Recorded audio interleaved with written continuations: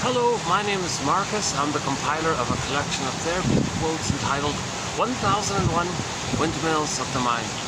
A collection of advanced self-help quotes taken from what's often called the psychodynamic or the psychoanalytic perspective, which long ago, as I understand it, was referred to by some as philosophical medicine or narrative medicine.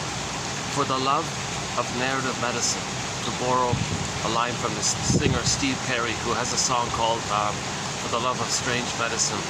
So I'd like to borrow that song title, For the Love of Narrative Medicine. This collection of advanced self-help quotes, we now have roughly 10,000 of these babies. 10,000 clear, minimal jargon, or the jargon is presented clearly. I'm not a shrink or professor, so if I only have a BA, so if these quotes, if I get these quotes, I think everybody's going to get these quotes. I'm looking for like quotes that are to the point, succinct, clear, you know, and my hope is that maybe 1 out of 10, on average, any person who reads a batch of 10, they may find one that they like, kind of thing. So we have 1,000 videos here in this series. On average, 10 quotes per video, 10,000 quotes. So if that's the case, possibly each person can create their own customized, personalized, unique for them, connected to them, their own 1001 Windmills of the Mind. It's sort of like a catcher's mitt of knowledge, so you can catch the ball. Psychoanalysis looks for an egg in a basket that's missing. So these quotes are like little threads to weave a basket, and then leave it alone, nature does the rest. There could be an egg can appear, and in the egg, the metaphor is the firebird pops out. And in one story, the protagonist hops in the back of the firebird and rides the firebird up at the vibrancy of the feathers of the firebird, and we ride that up, kind of thing. That's the metaphor for emotional knowing. We want to get this emotional knowing. We want to feel, what is it here? One of the quotes today, she said, I don't need more insights. What I need is a new feeling about myself. Yeah. So she read all this today's author here. She was saying she read all the books and all this. I don't need more books. I need a new feeling about myself. So, but first things first. Read the books. It's like weaving a basket, and then maybe that new feeling about yourself will come in. Meaning you're going to be reconnected with yourself. It's not really a new feeling. You had that positive feeling, but we lost it in trauma. We want to get it back. So we had the golden ball at birth. It went down the well. We want to get it back. That's the common universal monomyth for all people who are traumatized. We're born with an authentic, true self and all this, but with attachment trauma, relational trauma, interpersonal trauma, developmental, betrayal trauma, rest of the, all these things when the mother's confused or misattuned or not in the mood or whatever's going on her end. But the byproduct is the child has to put a soul into cold storage. So his emotional life is frozen. Emotional hypothermia, emotional coma, emotional catatonia. You know, the image is the freezing, something that's frozen. And then with the fairy tale, there's something that's frozen, turned to stone, petrified, it morphs into some other form, like the Velveteen Rabbit, or a wooden statue, or an actual stone statue, that kind of thing. That's the metaphor that we don't feel fully real and alive. That's the trauma. And so we had the positive feeling of our authentic self. We lost it shortly after birth, usually, and we want to get it back. So we had it, we lost it, want to get it back. So the common metaphor is Miss Kor in the Greek myth. Miss Kor is on the field, the maiden. Earth opens up, she gets pulled down into the underworld.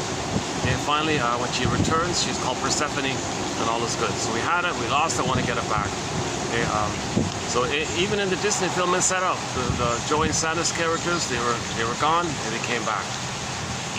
Joey and Santa's represents the pureness of our feelings, and the Joey and Santa's is our primary feelingful feelings. That implies there's an authentic self connected to that. I feel, therefore I am.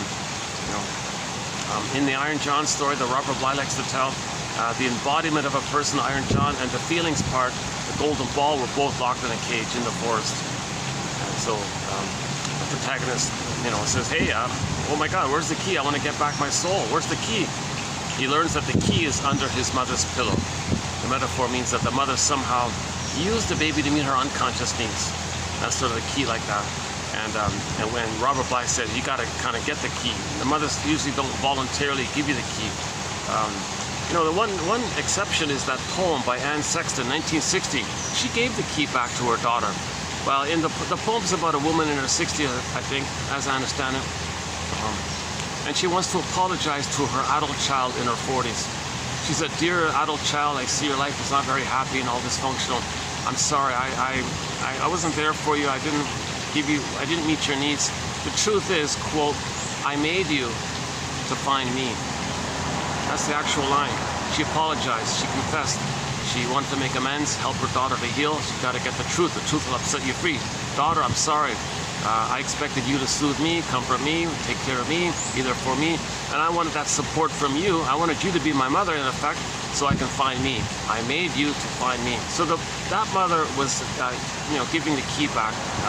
The knowledge that she used her baby to take care of her, to meet her unconscious needs. That when she herself was a baby, she wasn't mothered.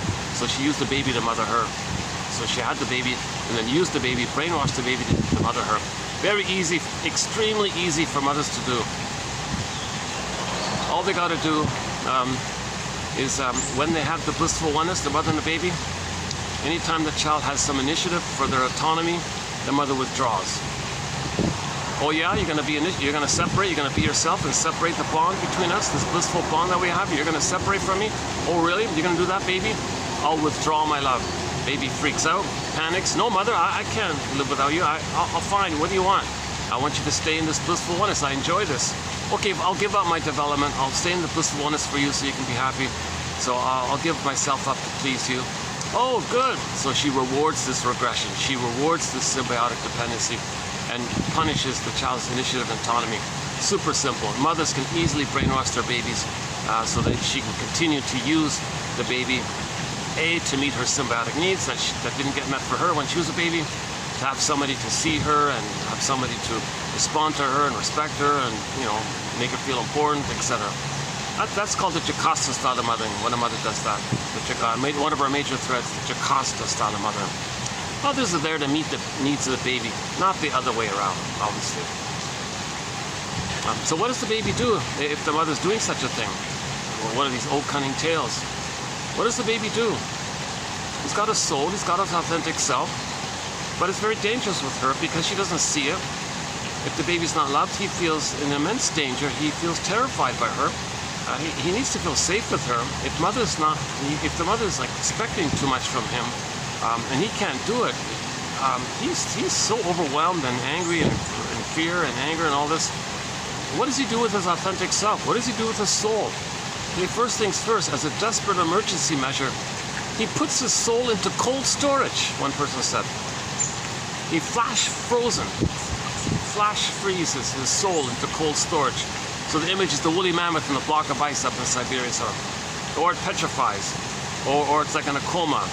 I think, as I understand it, the most common or most familiar image of this emotional trauma, this betrayal trauma, is the Snow White story. So Snow White's a metaphor. So myths and fairy tales are metaphors for psychological trauma. Myths and fairy tales are metaphors for psychological trauma. That's my sort of summary of it, in my opinion. So Snow White is a metaphor. So every character in the myth and fairy tale is a personification, a representation, an explanation, a showing of some inner psychological element about a person, a feeling or something, a need, whatever, something about them. So Snow White, okay, Snow White. I'm being a little silly here. We can play Streetheart's song, Snow White.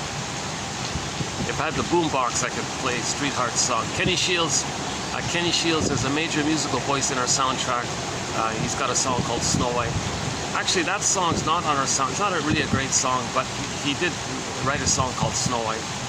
Anyways, so Snow White, the character Snow White in the fairy tale, she's a metaphor for the beingness of a person, for the feminine element, the feminine principle, the yin, like the beingness, the feeling of I feel therefore I am, the ontological self, our authentic self, our true self. Okay, the word of the year by the Merriam-Webster Dictionary Company last year, 2023, was authentic. Okay, so if we can create a character, and this character represents the authentic pureness of a person, the basic, pure, unique, authentic person of a person.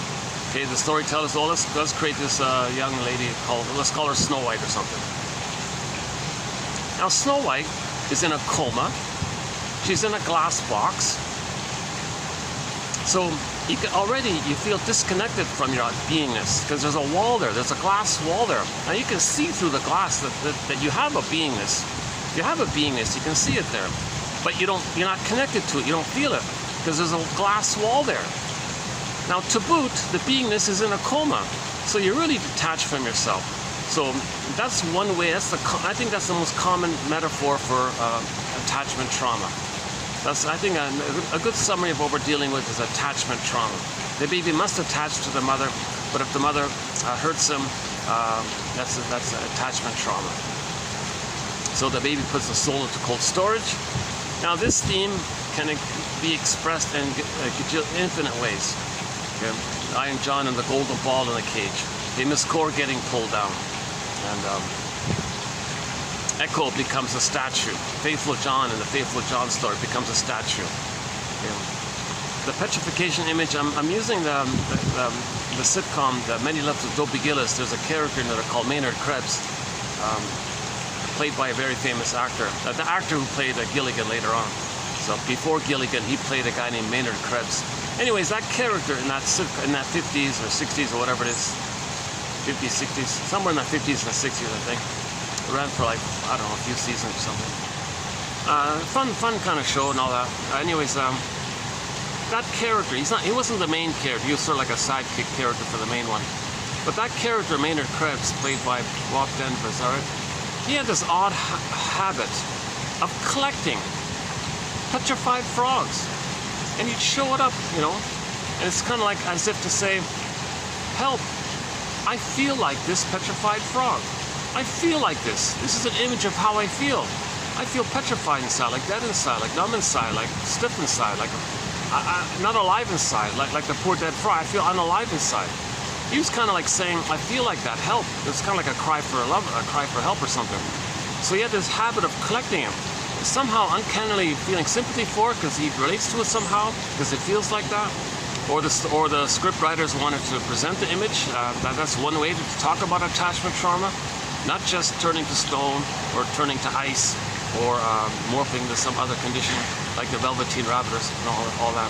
There's another version, petrification. The soul petrifies, scared stiff kind of thing. So he had that. So that's maybe one image to describe attachment trauma. The soul is petrified. Yikes, not alive, it can't animate you, it can't vibrate, and the positive feelings aren't available. So for the positive feelings part of the beingness, the one common metaphor is the golden ball, the radiance, the aliveness, the shining, the radiance of the golden ball. So our feelings are pure, our regular, normal feelings, basic feelings connected to when we have our beingness and we're connected to ourselves, is that golden ball image. So it's kind of implied. If the fairy tale talks about the golden ball went down the well, it's sort of implied underneath it that the beingness is missing. Sometimes the beingness is missing, well, that implies the golden ball is missing. So they might do one or the other, or they do both, like in the Iron John one, they're both in the cage. I feel, therefore I am. I feel, therefore I am. Not me, I mean the authentic amness.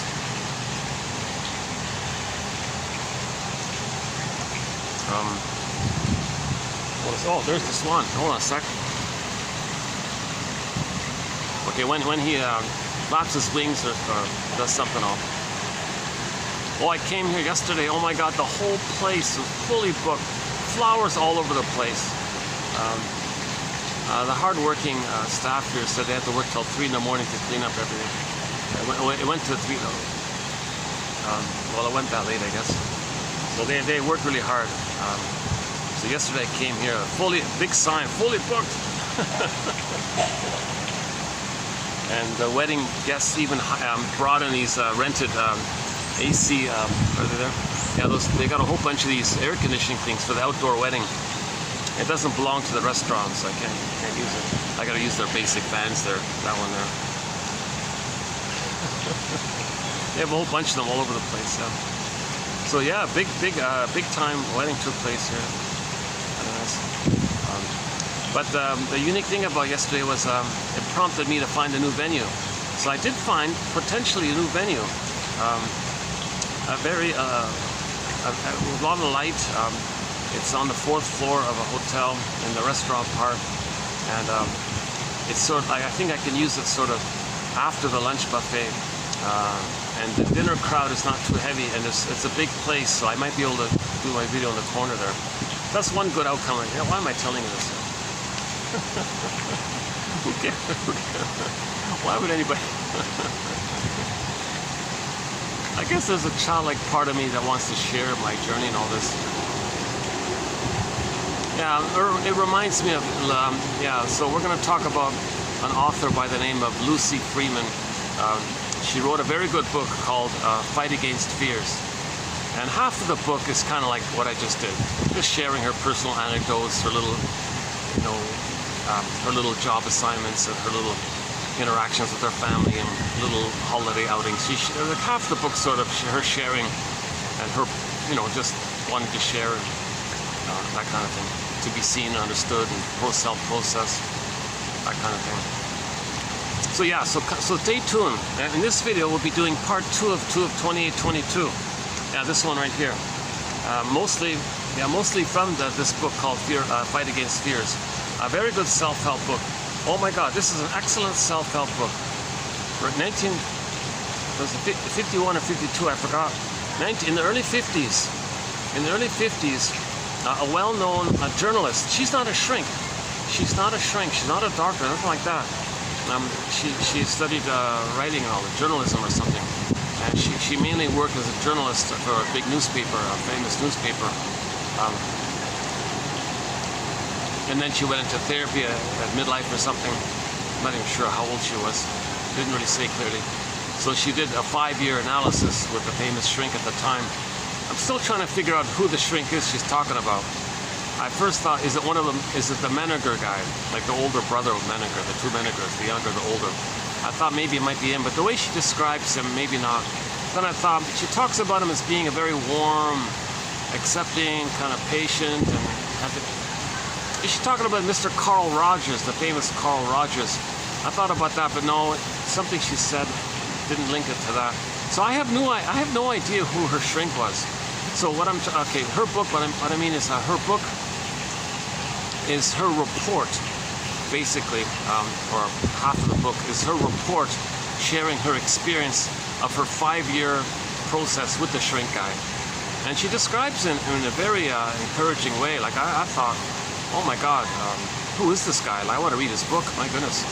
She took copious notes of what he said to her and kind of thing, and she tried as accurately as possible to relay what he said to her in the book. So it's a very good book. Here you got a top-notch journalist, very articulate, very clear, very precise, meticulous writing kind of thing, sharing her analytic therapy experience. What a combination! Journalism and psychoanalysis. What a great combination. You put those two together, psychoanalysis and journalism, and you got her book called Fight Against Fears, 1951.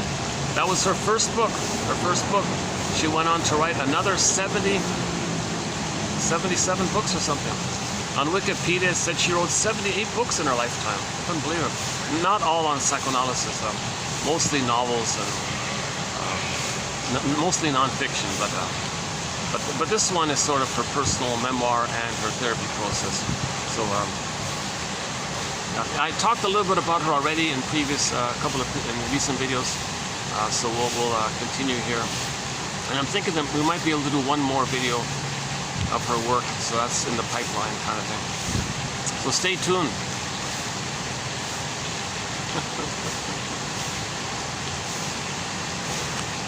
So let's wrap up this common image of trauma. We're dealing with attachment trauma, relational trauma, interpersonal trauma, developmental trauma, arrested development, stunted development. Or there's a fixation in the emotional area. There's a fixation or freezing, petrification, turn to stone, not a freezing in the emotional area.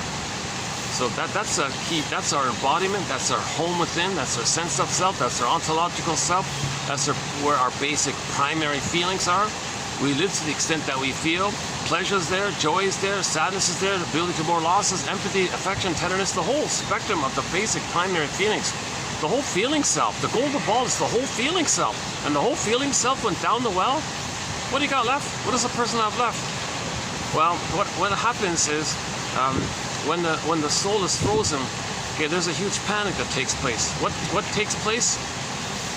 The primitive, archaic part of the brain, okay, known as the brain stem and the amygdala, they're flared up. They're flooded or something. It's kind of charged up or something. EAS, enlarged amygdala syndrome. Now, this part of the brain, called the survival brain, is mainly the fear and anger, the stress response. And if that's flared up and it's overstimulated, and a person goes through life with the constant overstimulation of that survival brain, then they're going through life with constant, minute-by-minute survival anxiety. They're not loving life or trusting or feeling or sharing, or they're not in that kind of thing. They're just thinking about survival all the time. And their slogans are all these jungle slogans, survival slogans. My greedy, your greedy, who cares? You know, these extremely egotistical kind of thing. Well, that's the coming from that place.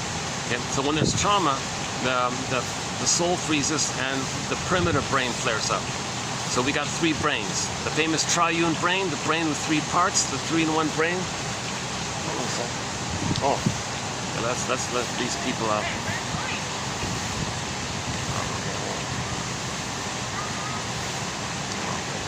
Okay. Well, they want to check out this one. I feel awkward sitting here because the swan is there. A lot of people want to see the swan. But this is the only sort of spot where I can get the fan, where there's an outlet in the cord, and the combination of my being able to angle the fan to me, but not to the foam, because if the wind on the fan gets to the foam, it's all muffled, you don't hear me. So hopefully I got the angle right here. Are you hearing me okay?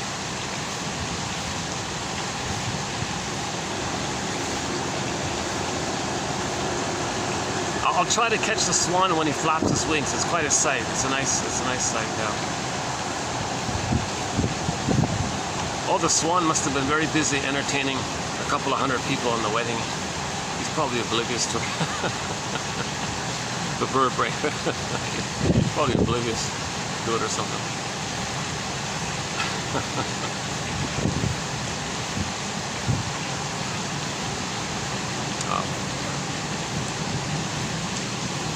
Yeah. So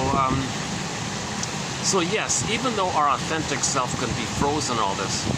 Oh yeah, the three brains. We have three brains, three minds, three memory systems, three lines of consciousness, three systems. The brain has three systems. Put it that way. That's Janoff's, one of Janoff's points, or I got it from Arthur Janoff. So it's kind of corresponds to evolution. The primitive brain, the survival brain. The mammal brain, and then the neocortex, the thinking cap, and only we have it, right? The Homo sapien, only we have it.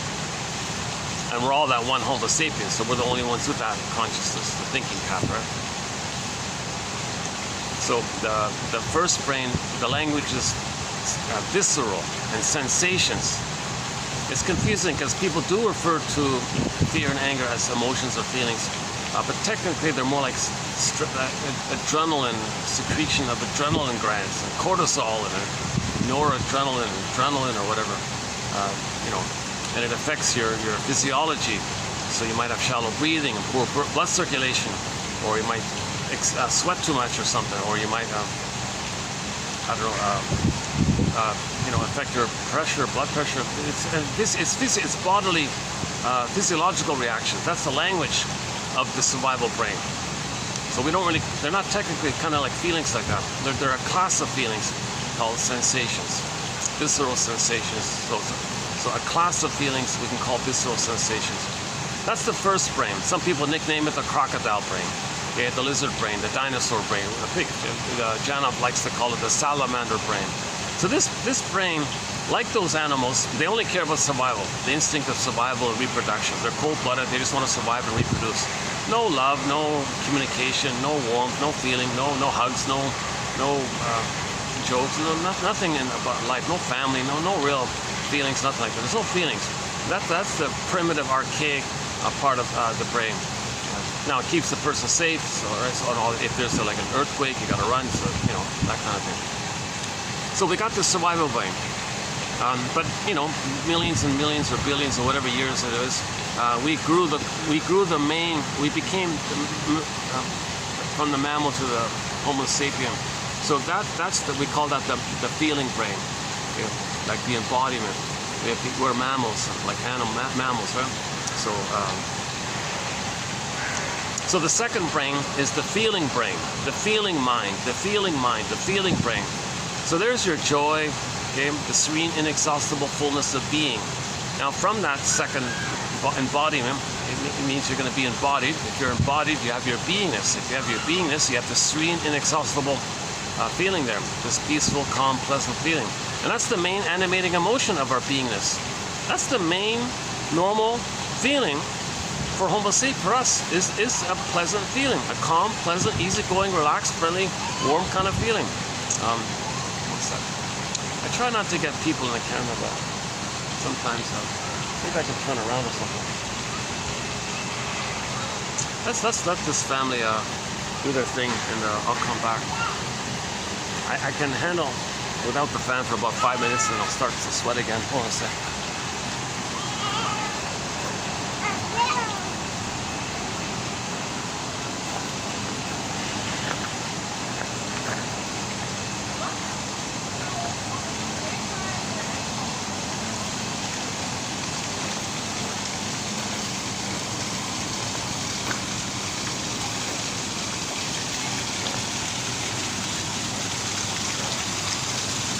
These are cute little birds, when they fly, they have these vibrant black and white colors on the underside of their feathers. So they look very gray and bland on the surface. But if you see them flying, my goodness, they look really pretty when they fly. I can see a bit of it. Did they go? Oh, they're starting to leave. All right. Geez, the kid was like looking at my bag and all. The father had to monitor him or something.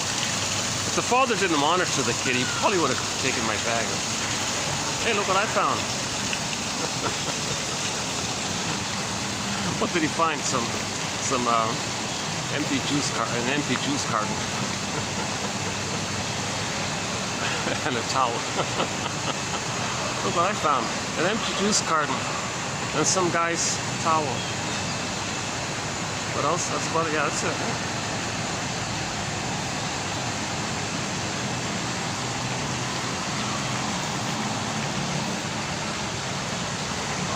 Okay, let me wipe off the perspiration. Hold on a sec. Give me a minute here.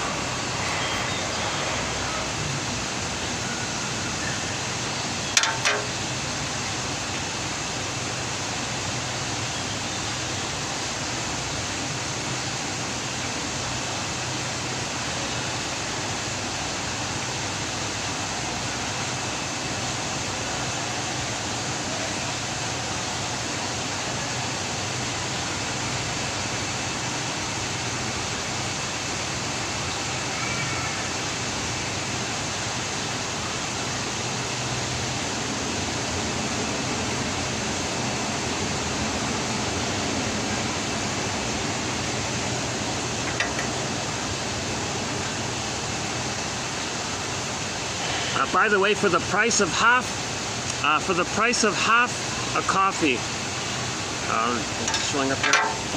For the price of half a coffee. Hang on a sec.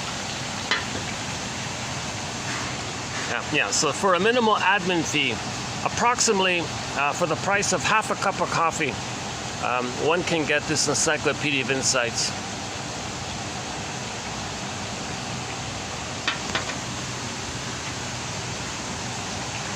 Right. So it's a minimal admin fee.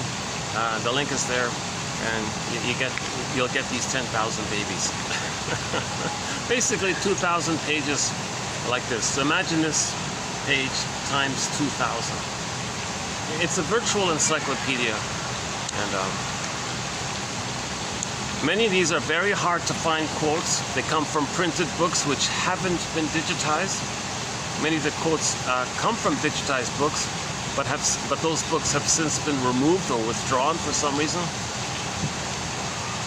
You know, her book is excellent. This Fight Against Fear's book, and there's only one copy that I can find online, and I'm trying to get those quotes before somebody removes it, for Pete's sakes.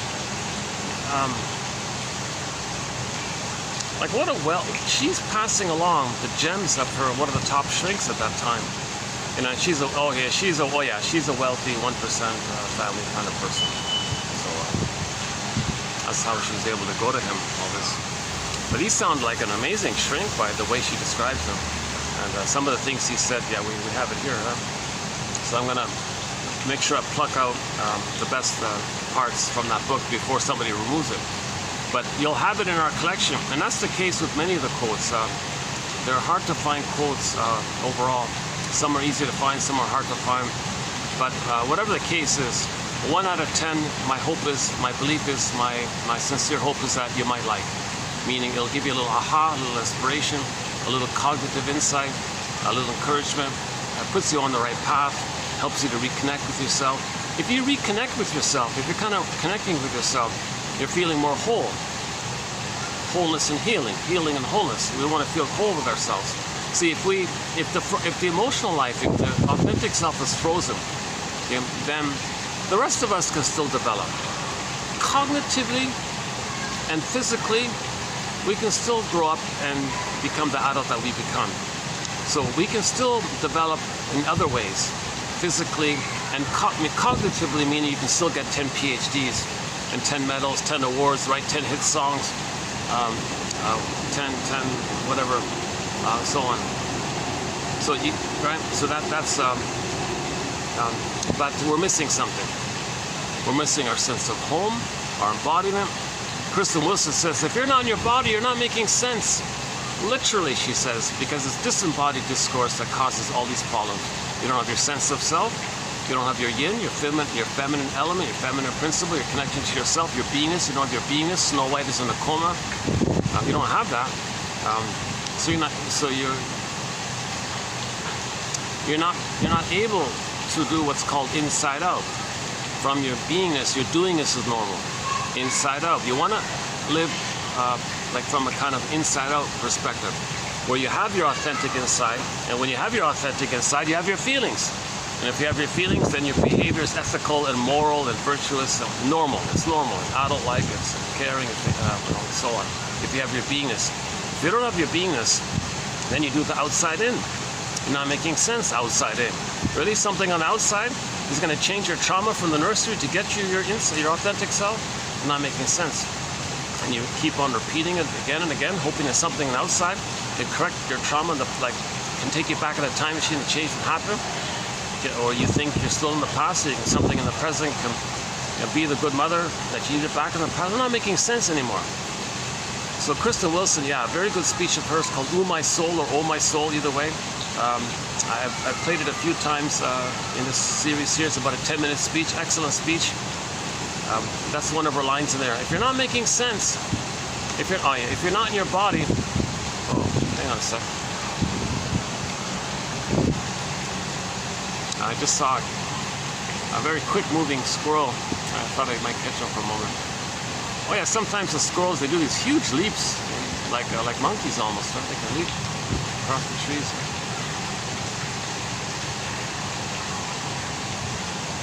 How's this one? Oh, he's sleeping? Okay, when he wakes up, we'll get him. I know, yeah, I'm starting to notice a pattern with him. He sleeps in the early afternoon, and by the time I end this video, he starts to wake up and flap his wings. Yeah. I'm starting to think I know the bird.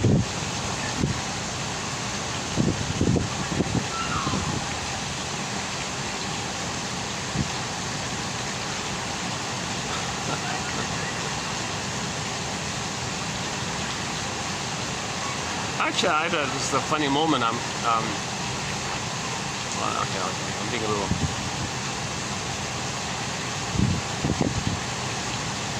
It's funny because here I was thinking when I read Lucy Freeman's book, geez, could she just put her personal anecdotes in a separate book and just keep the shrink material and the book would be cut in half almost, or a third of it or something. Like, you kind of have to wade through a lot of her personal. She admits it herself. I'm exhibitionistic. I want to show off. I want to impress you with my writing skills. I want to impress you how I can articulate little things. And I want to impress you with my writing. I want to show off. So she even admits it. So a lot of it is so-called exhibitionistic display. She wants to feel important. Look at me, see me. So she does have the gift of writing. She's quite articulate, and she can write quickly, and she's smart and all. She's clearly has a high IQ. She might be some kind of a little bit gifted in that area or something. Like, as a journalist, she was writing like daily articles on topics, like a regular journalist and all this. Oh, she had a very glamorous lifestyle, flying around first class, covering different stories and all kinds of stories and things. But the issue was she was struggling with her fear of relationships, her fear of intimacy, and trying to calm down. She was kind of very manic. She was a very manic, hyper-manic lady, as you can obviously tell. Always fury. She's always in a fury, like always like running, busy, like hyper-manic. So she's trying to calm down. So the shrink was trying to help her to calm down.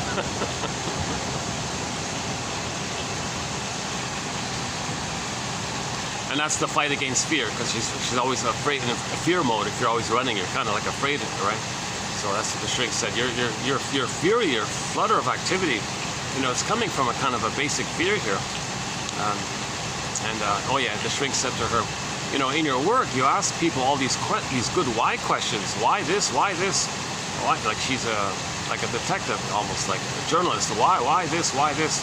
The shrink said to her once, you're asking all these whys, but you're missing the one basic underpinning why that's at the root of it all. Oh, really? What's that? Let's dig it up here. Here it is. Your life is filled with whys, but never the one why that is the root of it all. Really? She said something like that. What's this special why that you're talking about? Why am I missing? Why didn't my mother love me when I was a child? And that's cutting to the chase here. That's the heart of the matter. Why didn't my mother love me when I was a child? There's the whole topic here. Why are so many mothers not loving their children? That's a tough topic. A lot of people don't like to even ask that question. But that's sort of the root of it all. Shall I compare thee to an onion? You later it down, later. That's the core root of it all. Why did the mother not provide for what's called a secure attachment style for the baby? Baby has needs. I'm subdividing them roughly into 5 parts. I'm borrowing Margaret Mahler. I'm combining Janoff and Mahler basically. So let's run through them briefly. The baby has 5 types of needs under the construct of a secure attachment style. The baby has a great hope, a great need, a basic primary need for a safe relationship with the mother, a safe holding environment with the mother, positive maternal experience, mother's love, or whatever you want to call it. Okay? And this mother's love, we can kind of divide it into 5 parts according to the time. So in part 1, the uterus time, knowledge of the womb. The baby needs a welcoming womb. A welcoming womb. Okay? So the mother's first job is to give their baby inside a welcoming womb. How did she do that? Very simple.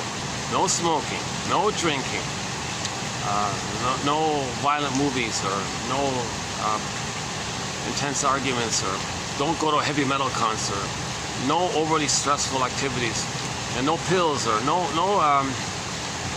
because whatever the mother does, it's going to affect the baby 10-fold, 20-fold, 100-fold.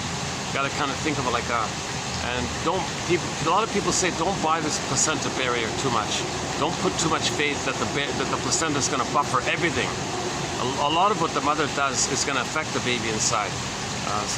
One of Janoff's examples was, if the mother takes a cigarette, the baby's going to suffocate for 5 minutes. You're choking him for 5 minutes. That's child abuse in the womb, he calls it. That's not a welcoming womb. The universe is not a friendly place anymore for the baby. The universe is not a friendly place for the baby anymore. So the baby's first universe is that welcoming womb. So John F. explains how when the mother's smoking all this, the center vein in the umbilical cord, which sends down to the baby oxygen, nutrients, food, everything the baby needs. That vein that sends, in particular the oxygen, that vein, when the mother's smoking, constricts. It tightens up. It's too thin or something. It's too thin. So not enough oxygen to get to the baby. Now the baby's like suffocating almost. Plus, there's even less oxygen in the mother's system overall, to boot, because the mother's oxygen is dealing with the nicotine and the tar and all this. So the mother loses oxygen in her system to begin with, part A. Part B, the vein constricts and not enough can get to the poor baby. So the baby's suffocating, he says. That's very dangerous.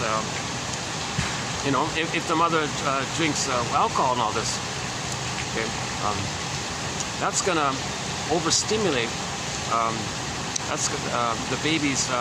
It's going to mess up with the set points in the baby's brain, and he may have a set point too high in terms of stress, so he may be born with PTSD. So the baby may be born too stressed. Like his cortisol level is too elevated, and he's fixed at a very elevated level of what they call the sympathetic response, sympathetic nervous response, or whatever it's called. They got the sympathetic and the parasympathetic. So the sympathetic one is the stress one. So the baby's born, and his set point of the baseline of how much stress he lives by, it's way too high, and he always needs it at that high point. And then he needs more, and can't relax or something. So he never relaxes. He's always revved up. So the baby's born with PTSD. He's born with too much tension, and he's always revved up all the time. Maybe he ends up with the hypermanic or you know, the type A or those kinds of things.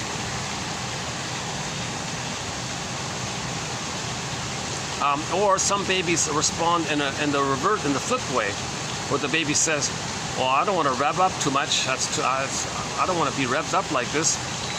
Maybe I just better just conserve myself. So the baby's set point goes the other direction in what they call the parasympathetic. Now the baby's born way too mellow, way too conserving mode. So you might be way more introverted and so-called laid back or easygoing or something, but not like a healthy easygoing, just sort of like a conserve myself. Like he's protecting himself and conserving the little energy that he has. Like he's just protecting himself a lot like that. Now that's a problem, because the brain's not supposed to be fixed at some set point. There's not supposed to be some fixation in one or the other. There's meant to be, the baby's meant to have a natural flow, a yin and a yang, between the sympathetic, okay, that's the yang, and the parasympathetic, that's the yin. So the yin is like the moon, and the sympathetic's like the sun, okay, the resting, the being, the restoration, the healing, rest, you know, and then the doing, the act of the yang, feminine, masculine, okay, moon and sun and moon, parasympathetic. So we're meant to have like a regular flow. Okay, look at the yin yang symbol, the Tai Chi symbol, like a little flow like that. We're meant to have that natural kind of flow back and forth. You're not supposed to be born, you know, fixed at one point and you can't go to the other. So the parasympathetic one, he's afraid to be too active because he's in conserving mode. And the one who's always revved up, he's always revved up. He can never relax. He's always charged up, blowing off steam all the time. He's not feeling, he's got tension. Tension, pressure cooking, blow off steam, makes excuses, always angry all the time. And he may, now, maybe he can sublimate now. So if that's the case, she said she was in that mode, but she said, oh, fine, I'll use all that anger, I'll use all that tension, and I'll go to the typewriter and I'll clack away. And she said she hammered the keyboards, the old typewriter, she said in anger. She didn't write calmly and measured, being thoughtful, being conscientious. She didn't write and feeling. No, I'm just gonna hit the keyboards angrily with rage and all. Like she's angry. So she said she constantly spent her life discharging her anger by hitting the keyboard. Those old typewriters where you hit down, like you gotta hit down the letter. It's like a metal, like a little steel thing, and you gotta hit it down like that. It's not like a modern keyboard. Now she's writing in the 40s, 50s, that kind of thing. The book was 51, right? So she's using those old typewriters. Yeah, there's a line, I don't have it in the quote here, but she said this in the book, that when she went to the typewriter, it wasn't like calm and thinking. She just discharges her anger, you know. Maybe it's like, you know, some other activities are sort of in that area. That's called sublimation. You take your anger and do something useful. So she thought, well, she'll do her work. She'll write her stories angrily like that, and she gets money. So that's considered a healthy. That's considered a healthier way to deal with your anger. To channel it in something that doesn't hurt anybody. You're hitting the keyboard. You're not hurting anybody. Plus, she makes money and she gets famous, and so it doesn't hurt anybody, right? And she might write something useful, which helps people. Like her book, Fears Against Fear. I think it's very helpful. I would say I'm now going to include her book in our suggested list material of Introduction to Psychoanalysis. So we have sort of a developing list of material on like 101, like introduction. Like what's the best introduction to psychoanalysis? Well, first of all, head above shoulders, the best introduction is the comic. The comic. 1955, a comic came out called Psychoanalysis. Very, very nice artwork and all this. There were 4 issues put out that year. It only ran for 1 year. Every 3 months, 1 issue. So there were 4 issues. So there were 12 there. The whole complete run of the series showed 12 therapy sessions to the shrink and a client. And it's educational, it's informative, it's not frivolous, you know, nonsensical escape from your life fantasy. No, it's educational, it's meant to teach you. It was a teaching tool. So they taught psychoanalysis using that comic. And I think still personally to this day, that's the best #1 intro to psychoanalysis.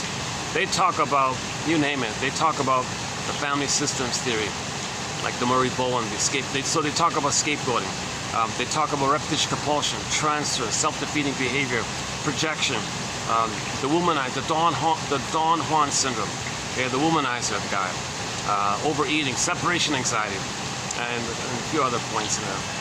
A bit about dream interpretation as well. Social anxieties in there. Yeah, and a couple of other points. Now, when that comic came out in '55, it was only 10 cents. You can see it on the thing there, 10 cents. If you can find those copies in good condition, apparently it's worth $1,000, so it's unavailable. But luckily, thankfully, what a relief. 4 years ago, on the 26th of February, 2000 to be exact, 4 years ago, and three months, I guess. Roughly 4 years ago, they reissued it. They took the whole run, the 4 issues, and bundled them up into a hardback book called The Comic Psychoanalysis, EC Comics. EC Comics Archive, Dark Horse Publishing. So that book is available now for $20, $30, dollars, whatever. And it's digitized. So for half the price, it's digitized. Again, Dark Horse Publishing. Well worth whatever the fee is to get either the digitized copy of it or the hardback. I'd recommend the hardback, because that'll be sold out soon as well. Then that'll be unavailable, and then that'll be worth $1,000 in the future. Jesus, it's the best introduction to psychoanalysis, hands down, in my opinion. In a fun, colorful way, you'll learn about psychoanalysis. Like you'll catch the spirit of it, the depth of it, what it's all about, in a fun way. I can't think of anything better than that.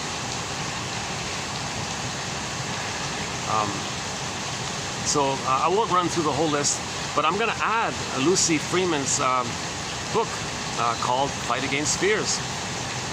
It's part memoir, part like her journal, and you know, she really wanted to impress you. Like, she even quoted from her childhood journal, like when she was a kid, she wrote journal entries, so she posted that. See, when I was a kid, see how smart I was? I was only 6 years old. Look at my stories that I wrote. I wrote a play when I was 6 years old, and she posted it. Okay, yes, we get it. You got a high IQ. You're alert. You're very bright. There was a lot of that in there, but you know what? I tolerate it because her give back. Her give back is that she shared the psychoanalytic insights that she got from her shrink. So that's like very balanced like that. So let's allow that. Let's tolerate that. So there's two parts of the book. So it's well worth it. What I'm trying to say is it's well worth wading through, you know, a couple of 100 pages of her personal anecdotes to get those little gems with the shrink. Yeah, I mean, it would be kind of, you know, so what I'm doing is I'm plucking out those gems to post in here, but I'm not going to catch all of them, right? I'm just plucking out the best of the best, really, usually what I do. It might be, yeah, it might be an idea, or just if someone can filter out the therapy part of it, because it's scattered all over the book, and put it together into one little separate booklet. That'd be really excellent. Oh my God, yeah. But that book of hers was a bestseller. It was a bestseller. Amazing reviews. Okay, she's from the 1% family. The father, I don't know what.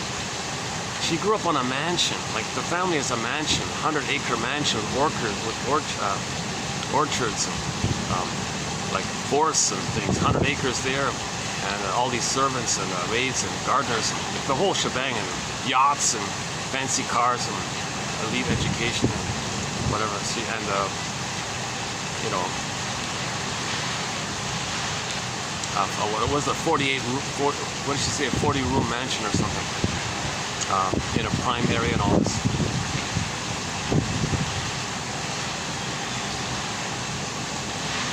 That's another thing I like about her. Not too many wealthy people get the idea, hey, why don't I use this wealth? I mean, this wealth came at the expense of millions of people's lives being lost. Let's use this wealth so I can find the best shrink and learn about it and share it. So she's sharing this soul medicine, this narrative medicine. She's sharing some narrative medicine.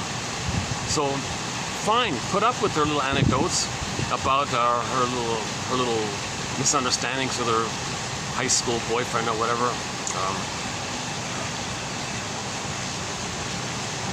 But whatever. Some people might like those kind of anecdotes. I didn't really.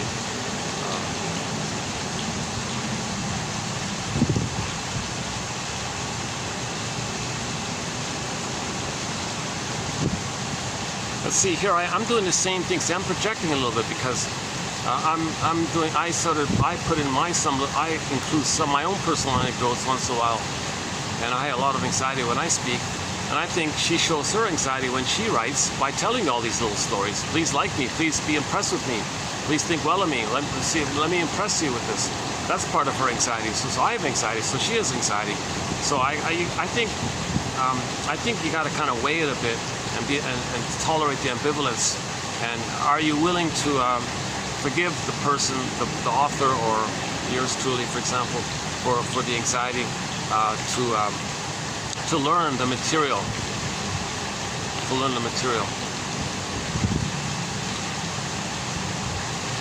I have this fantasy, if I could do the analysis, if I had the funds to fly to New York and do a full analysis, I'd be more embodied and calmer, and my delivery would be more embodied, and I'd be a representative of what we're talking about here. I'm just trying to learn this stuff myself, so I'm sort of in that learning kind of place. I never studied psychology. I'm not a counselor. Oh yeah, my disclaimer: I'm not a midwife, doula, nutritionist, gynecologist. Oh, there's the squirrel.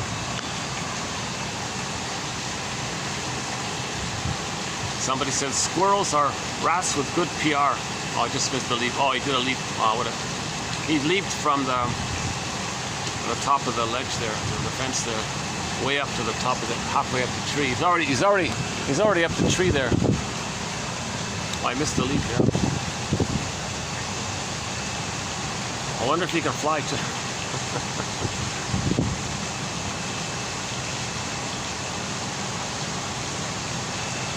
Where's this one? Yeah. So most people care about how the material is being presented. They focus more on that more than the content. If the delivery is too anxiety filling, yeah, it's hard to enjoy the content if you're distracted by the speaker or the writer's anxiety. So I'd like to get to a place where that's not the case.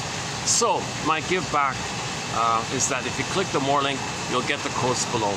Or for the donut, for the price of a donut, you can get the encyclopedia. That's sort of kind of like my give back.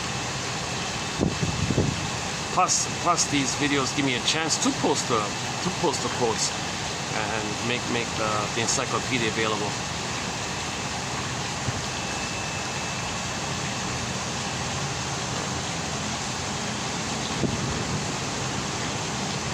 Yeah, it's funny, and and there's a very good quote in here. If any time you feel triggered by somebody or something, just say to yourself that those are their defenses against fear. So for a moment there, if I'm a little annoyed by all these little, geez, I don't want to read your diary from when you were 8 years old. I don't, come on, like I don't have a strong dislike, but if someone said, gee, I don't like that, well, pause here. When you don't like something about a person, say to yourself, those are their defenses against fear. You see, normally you can do both. You can do that one and projection. Well, I wish I could do that. How am I like that? How do I do that? It's called projection. Something about yourself you don't like, and if you see others doing it, you don't like it. But that belongs to you. That's why you don't like it, because you're afraid of it in yourself. Or another, that's a common one, but a new one, I like her revised, I like her, plan B or whatever. If something you see in somebody you don't like, just say to yourself, those are their defenses against fear. Another reason I like that line is, well, the shrinks always talk about defense against anxiety. That's a defense against anxiety. Well, anxiety is like physiological response to your past fears. So we're talking about past fears, so let's just say it. What you don't like in a person, okay, those are their defenses against their fear. So you look at those childhood fears that are coming up for them. Like, if you see something you don't like, you got to think that's their defense against fear. And maybe you can just question, maybe you can just brainstorm. What fear might that be? What old childhood need wasn't met? What old childhood fear is coming up? And you're seeing it in their behavior. And that behavior is defense against that fear. And you see it, and you don't like it, well, empathy. Their behavior is defense against their fear. So what I just did is a self-help exercise. So this batch here, we covered, in this video, we'll be doing 2 self-help exercises. What I just did was a preview of one of them. So we have a self-help thread in our collection. One of our booklets is called the self-help exercises. So I'm very excited to add 2 new self-help little exercises, just little things you can do to self-soothe for the moment. It's not full healing, it's not corrective, you're not changing psychic structure, you're not healing, but you'll feel better and you'll soothe yourself for the moment. You'll get you through the moment kind of thing. It's a little life raft for the moment.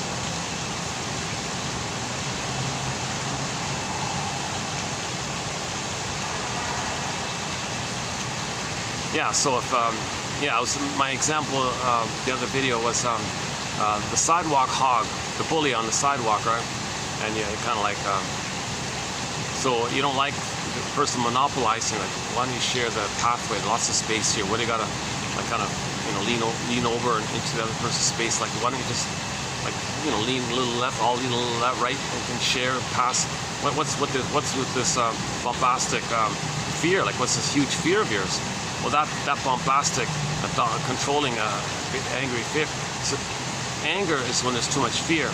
So that person has a lot of fear. So that behavior, that bullying behavior, the sidewalk bully or the road hog or whatever, that anger comes from too much fear. When there's too much fear, it clicks to the anger. So if you see a lot of this anger, they're dealing with a lot of fears. I think one way to conceptualize this point is the prototype is when the baby's nursing. Let's say the baby's nursing and the mother's doing it wrong, or doing it in a way that doesn't meet the baby's needs. The baby needs to feel safe, needs attunement. There needs to be like a synchrony there, like a mother understands what the baby needs and all this, mother gets it. Let's say a mother doesn't get it. Baby's scared. Mother's not around. Baby wants to be held and feel safe. Mother says, here, eat this. No, I don't want the food. I'm not physically hungry. I'm emotionally hungry. Doesn't get it. He's kind of scared now. Gee, this woman's scary. It's kind of dangerous. I don't trust her. Trust is broken. She doesn't understand me. We're not connected. I don't feel safe here. I'm scared. So the child would like to flee. He would like to run, let's say. Where's he going to go? No motor skills. He can't walk. He can't crawl. He can't run. He can't pick up a phone. He can't go anywhere. He can't flee. He's quote-unquote flooded with all this fear because he can't go anywhere. So-called like kind of backed in a corner, so to speak. So all that fear builds up, builds up, builds up. Finally, the baby's in a rage. So the anger is the result of too much fear being bottled up. So first is fear, and then there's too much fear, and you're cornered, can't run. Then now you're fighting in the fight mode, right? Flight or flight. Flight or fight. So if I see the aggressive driver or whatever, a lot of angry driving or something like that, well, that's their defense against fear. What are they afraid of?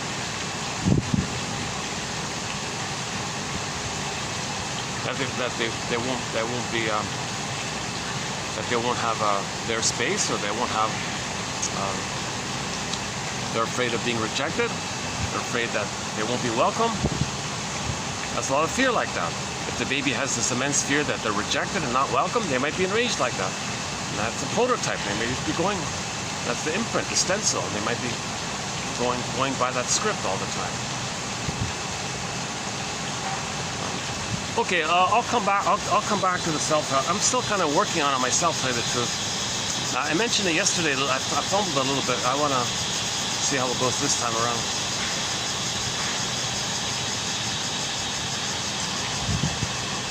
Okay.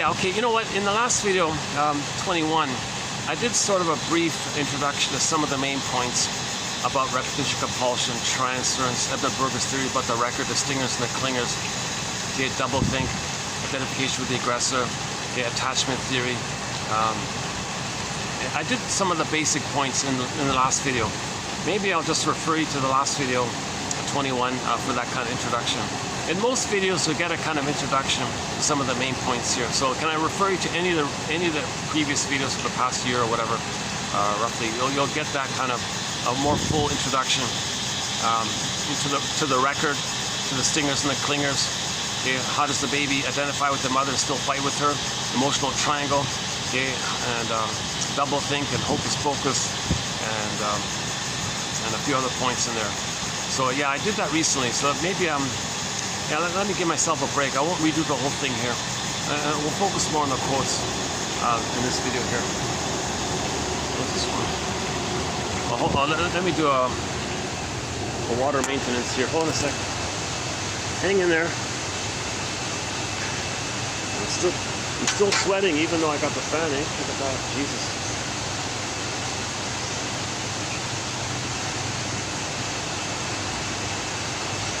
It's 40 where I am.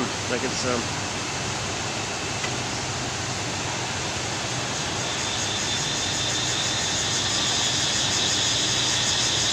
Oh, it's nice to hear that chiquitas.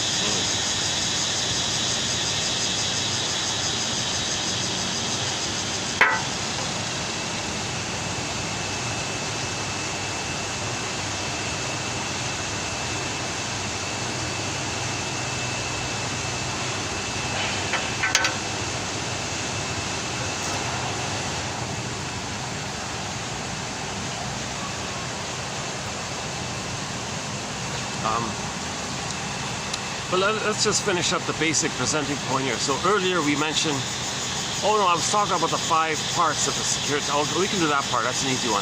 Well, I can do an abbreviated table of contents. I won't do the full version of it. So the baby needs a secure attachment style, 5 parts. Part 1, paradise, paradise. Okay, the baby needs his paradise. Garden of Eden, Shambhala, Shangri-La, Avalon, Nirvana, Nirvana. The baby's in a blissful oneness, an oceanic feeling. He's got his embodiment, so he's got his golden ball. So he enjoys the present. He's in a state of timelessness, infinite. He's in a spacelessness, infinity, infinite. Wow, like he's everything. He's the whole universe. He feels like he's the whole universe. Like he feels powerful, vast, expansive, wide, timeless, infinite. He's like a little god or something. Like he feels pretty amazing. Robert Bly jokes, oh, he's in ecstasy or something. So the baby has this so-called Garden of Eden, this paradisical, amazing feeling. So the baby, that's number 1. The role of the mother in giving the baby a secure attachment style. Okay, part 1 is to let their baby have their paradise. Garden of Eden, Shambhala, Shangri-La, whatever you want to call it. So the baby's meant to have that paradise. It's a blissful oneness. He's one with the mother, and the baby thinks the mother is him. The power of the mother, he thinks is his power. That's called infantile megalomania, the glorified self, the idealized self, etc. So the baby's in a state of fusion and symbiosis. He doesn't know where he begins and ends, where the mother begins and ends. He doesn't understand that he's a little person, the mother's a person. He doesn't get that. He thinks he's just some kind of God. He thinks he's just some kind of infantile God or something.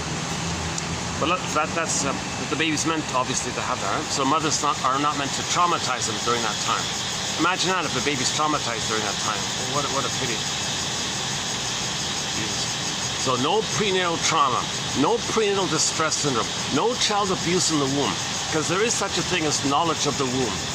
Okay, there's even a very good book called Knowledge of the Womb by a shrink from Greece. Forgot his name, but you know, he posted his book generously free on his website last time I checked. Knowledge of the Womb. Ludwig Janus has a book about this area. Francis Mott, and a few other, Janov as well. Arthur Janov talks about it. There's a whole branch of psychology now called prenatal psychology, perinatal psychology. So the consensus is, yes, the babies were going to record it. It's going to be memorialized in his brain, in his survival brain. If he's too stressed by the mother, his set points might be too high, too sympathetic, or he goes into conservation mode and preserves him and just stays in a turtle-ish kind of not turtle-ish. They call it conserving mode.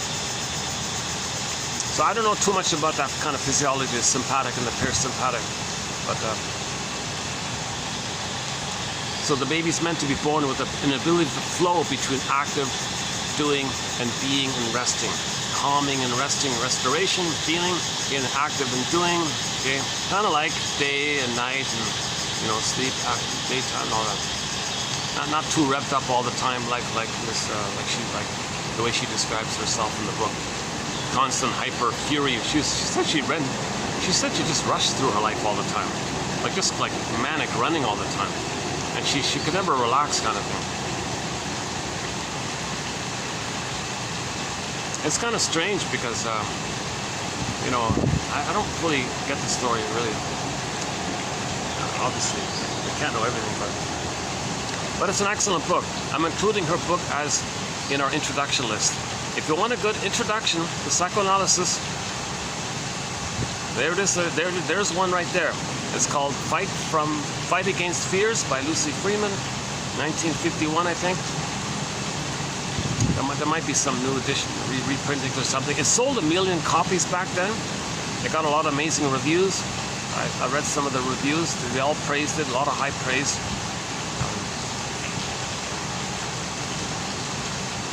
And it's probably one of the first books sort of that nature, right? Like it's probably my hunch is it's better Then that other book called Portney's Complaint. I haven't read it. I don't know it. I didn't see the film. I only have 2 quotes about that novel by somebody else. And that Portney's Complaint is sort of similar. It's one guy's monologue to a shrink. So you don't get the back and forth. Like, she offers a little back and forth between the two. In the Portney's Complaint story, apparently the guy just engages in one lengthy diatribe to the shrink. So the shrink is silent in the film. And the joke is at the end of the novel, the final thing, I haven't seen it, but the joke is at the end of it all, it's a tip off to Mr. Jung or something. The shrink finally speaks. Geez, when's the guy going to speak? He finally says at the end of all, "And now we can begin?"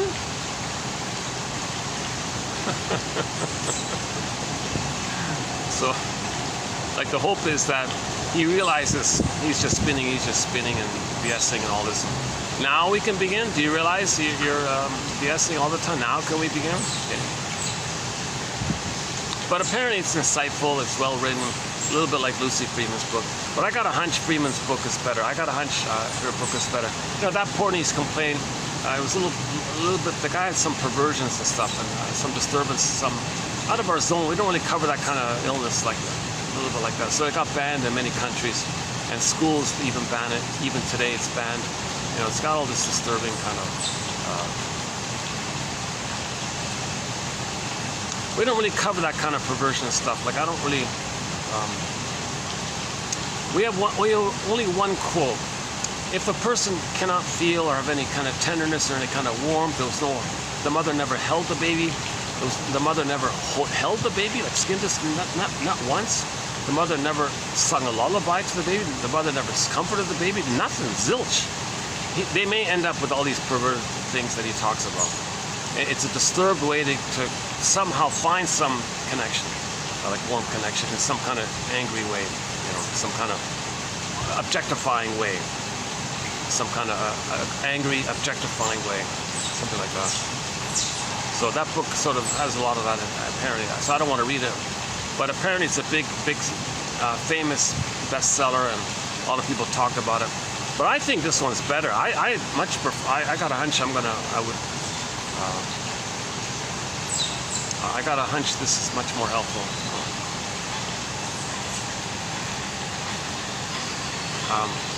Okay, so the secure attachment style. So part 1, the baby needs paradise. Okay, knowledge of the womb. Okay. He needs the oceanic feeling, the oceanic oneness, the unio mystica, one with this big mystery. It's like he feels like a mystic. He feels like some kind of excited, timeless, infinite, wow-like feeling or something. I don't know. We don't know how to describe it. I think the mystics would try to describe it, or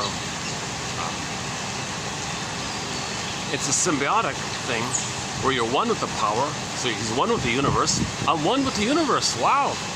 Can you imagine that? And you don't differentiate between yourself and the universe. It's just all, the whole thing is just you. Right? Maybe it's like the baby cloud is blurred in with the bigger cloud, and the baby cloud thinks that that the whole thing is him or something. Maybe it's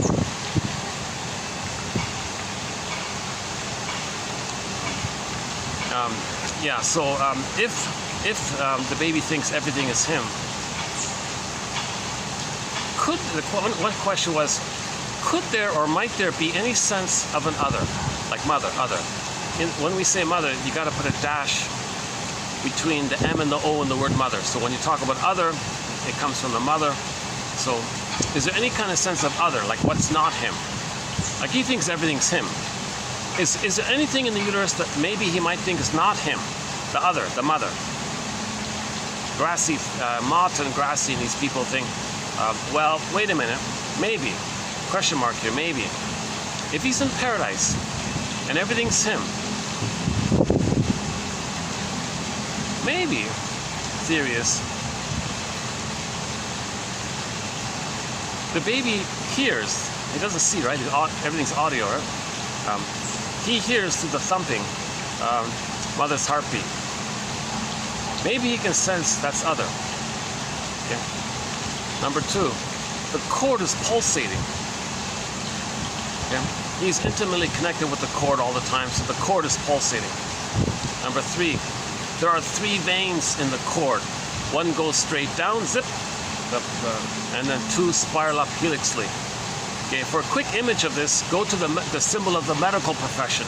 The Medusia, what is it called again? The Seduceus or something? No, not Medusa, sorry. The something Seduceus, whatever that meant. The medical profession is symbol. You got the staff and the 2 snakes spiraling up. Okay, that comes from the cord. Because long ago they said, well, everything's healing. Everything's perfect harmony. So let's bore the cord in the 3 veins. Okay, that's perfect health and healing. And let's use that as a symbol of the medical profession, healing and health, the cord. So they took the cord and just made it up. Okay, we'll take the center vein, we'll make a staff. And then for the 2 veins that spiral helixly upward to the placenta, we'll make 2 snakes. So that's the symbol of the medical profession, even to this day, right? So the theory is that part 3, the baby will hear those 3 wishing sounds, okay, of the blood. One goes straight down, 2 spiral up. One goes down, 2 spirals up. So the baby hears mother's heartbeat. Okay. The pulsating of the cord and the 3 blood flow veins, 1 down, 2 up. So maybe that's the prototype of, maybe that's some sense. See, maybe the baby has some impression that that's some kind of otherness. Okay. Now, you put those 3 together, it sounds like the prototype of music. Grassi says, in the beginning was the sound, the mother. In the beginning was the sound was music. So the first mother is music. Okay?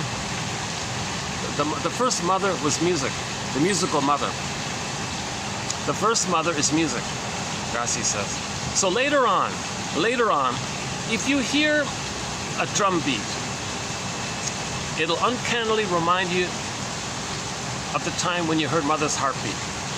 If you hear a bass line in the song, that'll uncannily remind you of the time in the uterus when you heard the pulsating of the cord. If you hear any kind of melody, A, B, C, do, re, mi, 1, 2, 3, da, da, da, whatever, okay, that corresponds to the sound of the blood flow in the vein. Okay, so Mott says 1 goes straight down, 2 spirals up, 1 goes down, 2 spirals up. He says it makes 7 notes on the musical scale, and it's melodic. The blood flow is melodic.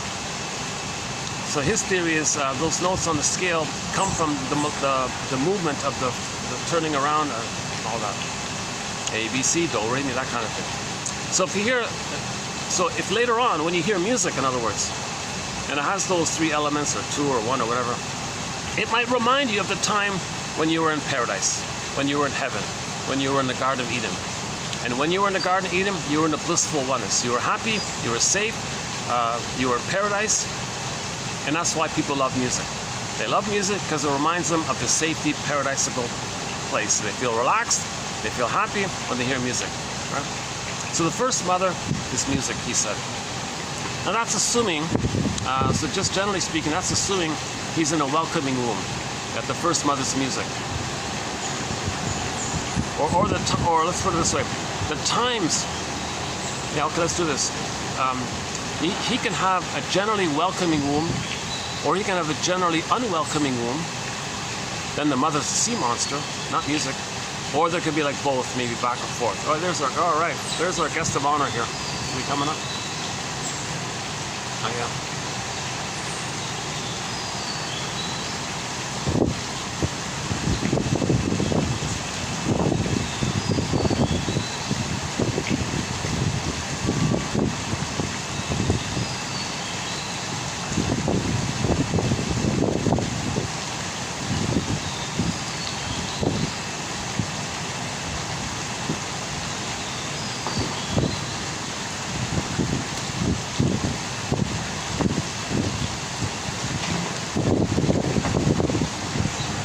Oh, he's making a U-turn.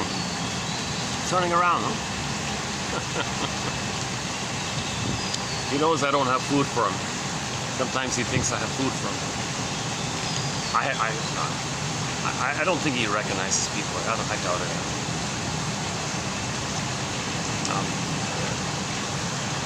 Yeah, so let's do it this way. What if the baby's in a rejecting womb? Not a welcoming womb, but a rejecting womb. Now, what's a rejecting womb? If the baby's enraged, if he's scared, if he's not in paradise, he's enraged now. It's gonna be either or. He can't handle any kind of confusion, really. He needs paradise to grow and develop normally, emotionally, in a sense of self. He needs it in that kind of paradisical kind of place.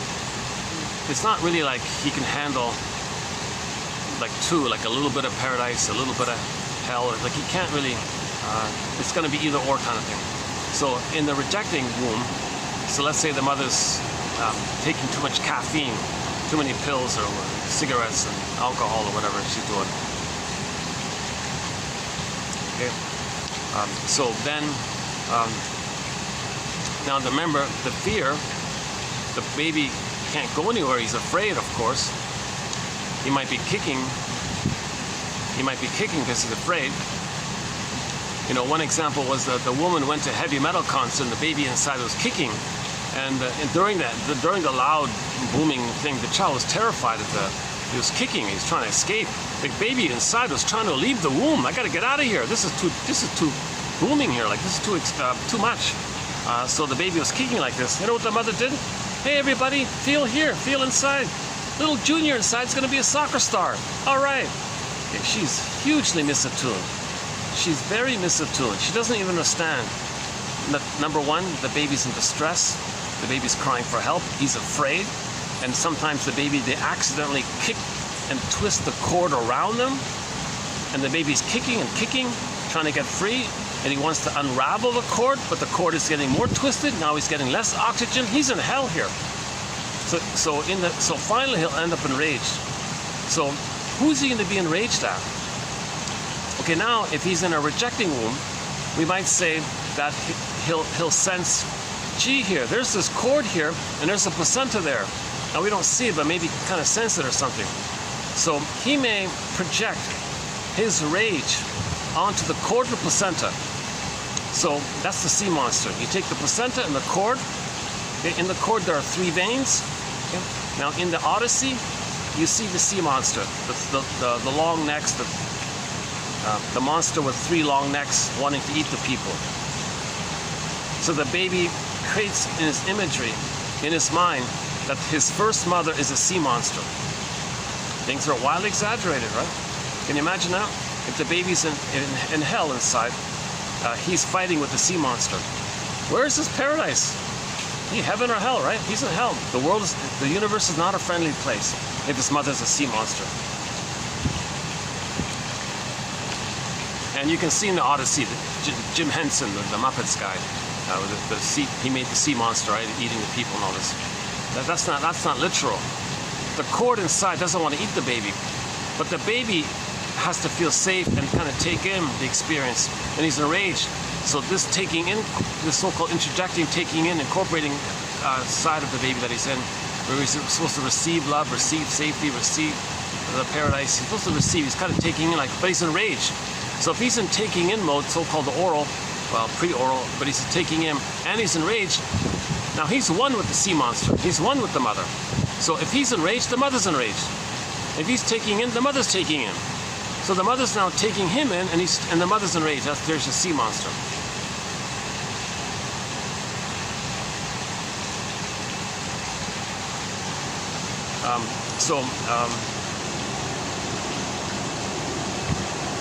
Okay, so we don't want the baby to be fighting with the sea monster inside. The world is not a friendly place. He'll freeze up inside. He'll be very stressed by this. He'll be bored with PTSD. Unless magically the mother can establish a secure attachment style afterwards and heal it. The mothers can heal it if they correct her. It's sort of implied if the mother's disconnected from her baby inside, she'll probably be disconnected from the baby later on, but maybe not. So we don't know, right? But chances are, if she's abusing the baby when the baby's in the womb, there's a good chance she's probably going to continue her abuse. She doesn't want the baby. She doesn't want the baby. She probably doesn't want the baby.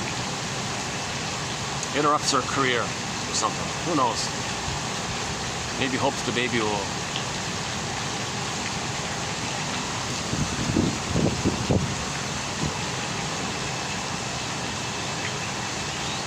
Okay, so part one, the role of the mother is to give the baby their paradise, a welcoming womb, oceanic feeling, oceanic oneness, oceanic bliss, this blissful, paradisal kind of condition.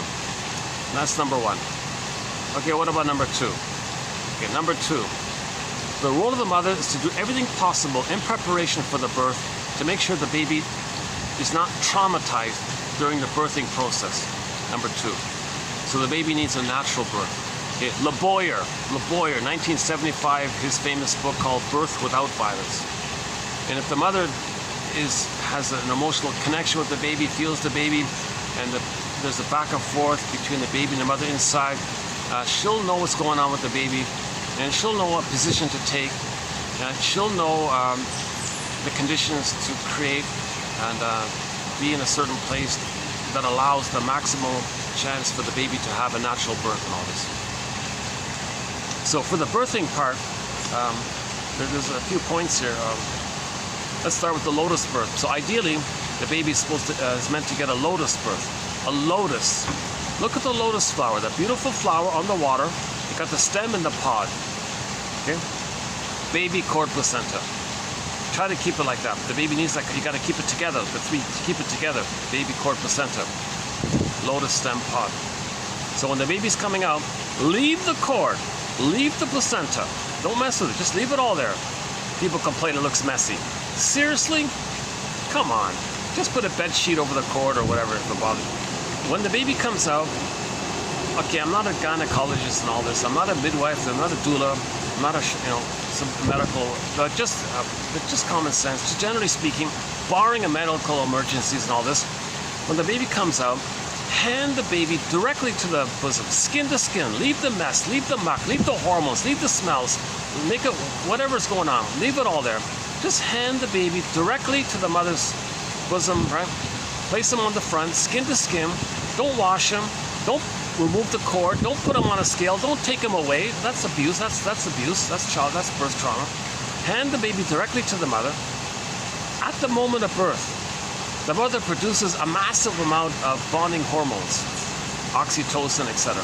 The mother produces all these hormones to help the baby and the mother bond together, to establish a fusion together, to establish a symbiosis together. The mother's body is creating the chemistry for this. Okay, so the mother produces a massive amount of these bonding hormones at that critical moment of birth. So those hormones are there, baby's coming out, placed on the bosom, all the bonding chemistry's there, the child feels kind of fused with the mother. So the fusion continues. Okay, he looks for the nipple, he suckles, he latches on, all is good. Leave the cord, leave the placenta, give the baby some time to make the transition from the water world to the land world. Whole new world for the baby. But the continuity is important. The paradise for the baby needs to continue. Babies are not meant to have paradise lost at birth. The babies need an extended interpersonal social womb with the mother. A mother-infant dual unity, an extended paradise for the first 4 to 5 months on average. 4 to 5 months. The range varies depending on who you read. 3 to 6 months, 2 to 7 months. Smaller says 4 to 5 months. So the role of the mother, okay, is to make sure there's no birth trauma. Okay, so no pills if she can do it. Okay, if the mother takes pills like painkillers, anesthesia, epidural, and all this, that goes into the baby 10 times. Janoff says a deep imprint may take place in such a case. If the mother takes these painkillers, oh doctor, I don't want to feel this pain. Like, what's the pain about? First, let's back up a second. What's this pain about? One theory about the pain for the woman is that the position is all wrong. Now, I'm not too clear on this, but there's a physiologist on YouTube who discusses the various positions a pregnant woman can take during the birthing process, and she runs through the pros and cons of all the different positions. And one of them, she said, one point that she makes is that some positions can make it easy for the mother to tilt the tailbone back a little bit, allowing for more space for the baby to come through. Some positions prevent that. if a physician prevents that, or the mother doesn't do the tilt or whatever, the baby's coming out of the canal, he's bumping his head against his bone there or something. He's like, now the baby's in pain, and the mother's in pain. Now all this pain's going on. Oh, doctor, give me a painkiller. Why bother? Just tilt the tailbone. Wait a minute, she can't tilt the tailbone in certain positions, she said. So she talked about one position, a kind of squattish, it looks, I don't know exactly what it's called. It looks like a kind of squat position that allows a combination of the mother's ability to do the tilt. The squatting allows the maximum space. The combination of the tilt, the maximum space by that position, and the gravity.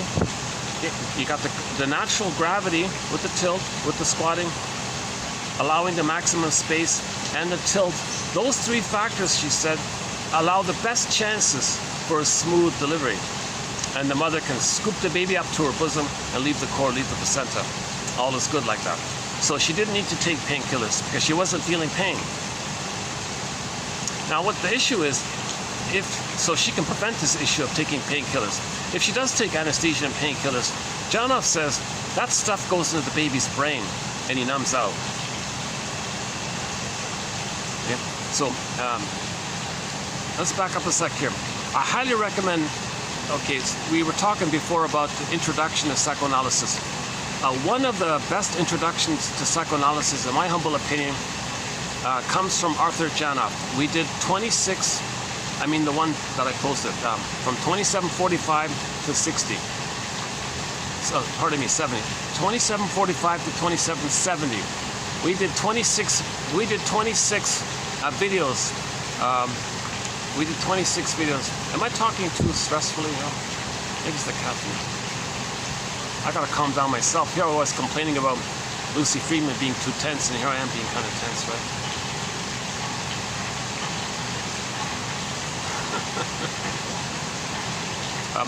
Okay, a very good introduction to psychoanalysis,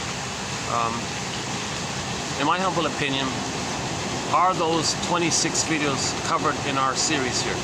It begins with TQ therapy code, 2745 to 2770, 26 videos. Okay. Now Janoff himself, okay, he was a very famous rock star, famous celebrity psychologist from the 70s with his first book. But he wrote 16 books following that one. And he synthesized in a very clear way, kind of like the way Freeman writes, in a very kind of clear, friendly way. He kind of summarizes psychology, I think, in a way. And out of his synthesis of psychology, I plucked out the top 300 quotes of his and posted them in those 26 videos. I think that's an excellent intro to, I think it's an excellent introduction to psychoanalysis. It's sort of it's not quite as exciting as the comic psychoanalysis, but it's just as informative in terms of knowledge and insights. It's kind of it's in league in there. It's in the same major league kind of area. So that's another introduction to psych. So this Janoff guy,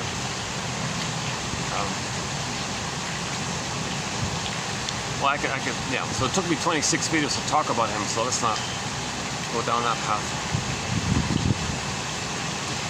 So one of his points was, if the baby takes all these painkillers and all this anesthesia, epidural and all this, that those chemicals go into the placenta, down the cord, down that center vein, and whoosh into the baby's brain. Now the baby's getting all this painkillers. So now he's drunk or something. Like he's in his numbing, buzzing, wooey, whatever it is, right? So he feels no pain. But the baby wasn't in pain. But now he's like spaced out or something, whatever. So the baby's a little bit spaced out, let's say. That can be a template in the baby. Janoff thinks that can be a template, like a permanent imprint. He calls it an imprint. He even names there's even a name for the chemicals that kind of seal in that memory. So imagine that sealed in imprint, like stamped in, like etched in, right, in the brain, like that sets a pattern up. The pattern being as follows. The prototype was the baby was doing his thing, trying to do his thing to come out of the womb. he wants to be born. He wants to come out of it. It's his time. His contractions. He's doing his thing. He's doing his part to come out of the womb. He's coming out of the womb. He's doing his thing. And just at that time, when he's trying to come out, whoosh, he spaces out. Imprint, etched in. Okay? Later in life, whenever he has some self-initiative, some self-agency, self-activation, activation of the real self, doing something for the authentic self, from the true self, he wants to do his thing, he wants what he likes, his interests, he tries something, he starts it, and then I give up, whoosh. The brain triggers endorphins. What the hell? He's trying to do something good for himself. And all of a sudden, the brain releases endorphins. He's whooshed out and he blanks out, and then he says something like, oh, I give up, I don't know, I don't understand, I'm dreaming, he's spaced out or something, he can't do it. So he'll go through life with a pattern of every time of giving up easily. He'll quit things very easily. He'll start things and give up. Start things and give up. The prototype was he was starting to come out of the canal, whoosh, mother made him give up. No, baby, I give up, you give up. So, oh, I start something, I give up. And the example was he tried all these hobbies. He'd start, okay, a day later, I give up. I don't get it. I can't concentrate, etc. Okay, so part two is the mother's got to do everything she can to facilitate a natural birth where there's no birth trauma. So part of it is she doesn't take all these painkillers, and she can prevent that need to take painkillers if she adopts the proper position. Mr. LeBoyer's book and all this, Birth Without Violence. Okay, next part is Klaus and Kennel. Okay, Klaus and Kennel say that when the baby's born and all this, if the baby is removed, like if you sever the cord and put him on a scale, okay, you're really traumatizing the baby. You separated him from the cord, the placenta, that's his connection to the mother, and where's the mother? There's no time there. He freaks out, where's mother? He's floating in space. He's like, feels like the astronaut flying, like he's lost. Like, where is he? Where's his mother? He's not gonna make her out of the mother. Psychologically, mentally, he thinks he's not gonna make it. Remember, when there's no love, he thinks he's gonna die, right? So he thinks he's gonna die or something. So don't abuse the baby like this. Don't remove the cord. Don't put him on a table. Don't put him on a scale. Forget about weighing the baby. What a nonsense. What a abusive nonsense to weigh the baby. Don't weigh the baby. Leave the cord. Leave the placenta. But the other point they make is, if the baby's removed from the mother, he's already abused. He's already frozen inside. Snow White is in the coffin already, right? But the other point they make was if the baby's removed for even more than a few minutes, like 5 minutes or whatever it is, those hormones we talked about, they're dissipating. They're going away. They're going away. So let's say the baby is finally returned after being weighed on the scale. So the mother might, oh, there's the baby, how nice. But at some point, it depends on the timing. Let's say it's 10 minutes or something, and those hormones have dissipated. The baby wants to welcome, oh, there's my baby, how nice and all this. But her hormones are not there. The baby's going, wait a minute, I can't connect. Who's this stranger here? Because there's no bonding, there's no love bonding. He can't trust her anymore. He was betrayed. She betrayed him already. Betrayal trauma. When the mother let the baby be removed and all this, when it wasn't necessary, she betrayed him. Now you're going to return the baby to her? You betrayed me, mother. I'm not going to trust you anymore. Plus the hormones are gone. Oh, hi, baby. Oh, how nice to see you. You got to be kidding. He's already frozen inside. I don't trust you. She's not going to, right? So they're not going to bond anymore. They'll be colicky and all this stuff. They'll cry and scream and all this. How do I calm this baby down? Oh, here's a pacifier. Here's some honey on there. You do some tricks. More abuse. So the point was, it's a time-sensitive issue. It's a highly special, unique, highly sensitive time issue at the moment of birth with the hormones. If you remove the baby and the hormones dissipate and the baby comes back, the mother is already sort of in mourning mode. She's already they call it deactivation of their attachment system. The mother's deactivating the attachment ability. she's already shut down and closed up. Closed for the day. She's already closed the ability to touch. And you hand the baby to her, not closed. I mean, we're talking about physiology, biology. The biology shuts the door, closed. Come back tomorrow, open. It doesn't work. Okay, she already closes it, and the hormones are dissipating. So, in terms of biology and all this, she can't bond anymore. She may mean well in her thoughts or something, but the body's saying, the body's saying, back off, baby. You're interrupting with my grieving. I'm sad here. I'm sad. I'm mourning. I had all these love bonds. So the mother is going through something equivalent to anybody who is in a broken relationship and they're very sad about it. Now, when somebody's sad after a love loss, you kind of leave them alone or whatever, or you can't do much really, right? I guess. So they're not in the mood to go out and dance or something. They're sad, they're crying. I don't want to dance. The mother's kind of like that. She's sad and crying, and the baby wants to connect and play or whatever, connect and all this. Her body says, back off, baby. What the hell is this? Baby's going, who's this violent stranger who's rejecting me? That's the one who betrayed me, right? Now she's pushing me away. Yikes. So there's a real mess going on. That's part of the birth trauma.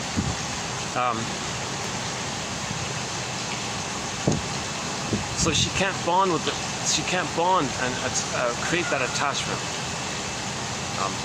I mean, there's a greater chance of that taking place if the hormones are gone. There won't be a lining up. See, the baby's meant to suckle, skin to skin. Oh, yeah, another thing, when they remove the baby and wash the baby and wrap the baby in a towel, now you're handing the baby in a towel to the mother? What the hell? There's no communication anymore. Like, most of the communication is gone. It's meant to be skin to skin, and the skin between the baby and the mother function as a bridge for the emotions between the two to communicate back and forth. The emotions in the baby's body, it communicates through the skin to the mother's body. The mother's body picks up the signal and responds back through the body to body, skin to skin to the body, to the baby, and then there's like a little back and forth. Let the music play on. Let the music, Barry White song, let the music play on. They need this kind of attunement, reverie, this back and forth, rhythm of safety, communication, attunement. They call it attunement. Klaus and Kendall call it attrainment, like a train is on track. I don't like that attrainment one. Let's just stick with attunement, like a musical attunement almost. Okay, so baby, cord.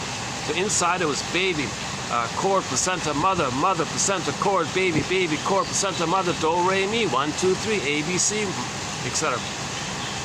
That's meant to continue. Body to body, okay? Baby's emotions, okay? Skin to skin, mother, mother, skin, baby, baby, skin, bridge, mother, mother, skin, bridge, baby, baby, skin, bridge, skin to skin contact. That's also damaged.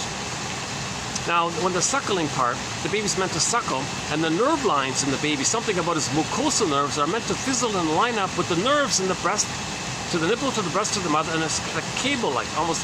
I played the song I Got a Line on You by the rock band Spirit. I just borrowed that song, I Got a Line with You. So it's meant to be that when the baby's suckling, it's like the baby says, hey, hey mother, I got a line with you. Hey baby, I got a line with you. All right, we got this line together. We can communicate. There's a cable line there. Like, we can communicate, the phone line. There isn't like a, I'm sorry, the caller, the number you're calling is out of service. Please try again later. Nothing like, no, the mother answers the phone. She's got a cable line there. The baby needs that cable line there. Okay, the communication and the attunement need to, the communication between the baby and the mother are meant to continue. That facilitates the continuity of the paradiseful oneness, the blissful oneness between the two. Skin-to-skin contact, okay, the natural breastfeeding, and the third part is the loving gaze with the mother's eyes, because the baby's going to look at the mother's eyes, and he wants to see that the mother's looking at him in a loving way, so he can love himself, so he feels safe with the mother's eyes. Okay? So mother's loving gaze and all this, the mirroring, I see you, nature's greatest miracle, what a delight, wow, awesome, I welcome you, I see you. Mother sees me. There's my mother. Oh wow, I can see her, she sees me, everything's okay. So eye contact, breastfeeding, and skin to skin. These three parts comprise of the blissful oneness and the extended paradise the baby needs when he's born at the birth part. Oh, that's part 3. Now let's back up to the birth part. Okay, so part 2 is the actual birth itself. What I just mentioned was the 3rd part. So let's back to the 2nd part. We don't want the baby to be violently treated at the birth. This violence, okay, again, Boyer's book, we want birth without violence. If there's violence at the birth, Jesus Christ, oh my God, like with the forceps and stuff. Jesus Christ with the forceps. What a yanking, what an abusive, cruel thing to do to the poor baby. He's so sensitive and trusting. You have this violent intrusion on him, and he experiences a real violent hit or intrusion like this. Jesus Christ, you don't want the forceps. You don't want that condition with the forceps. Now, why are the forceps there? Because the mother constricts. She's afraid. She tightens up. There's pain. She tightens up, so it constricts. The doctor comes in, episiotomy force, you know. So you don't want this kind of stuff going on at birth. You want a natural birth. Oh, there's the swan. Hold on.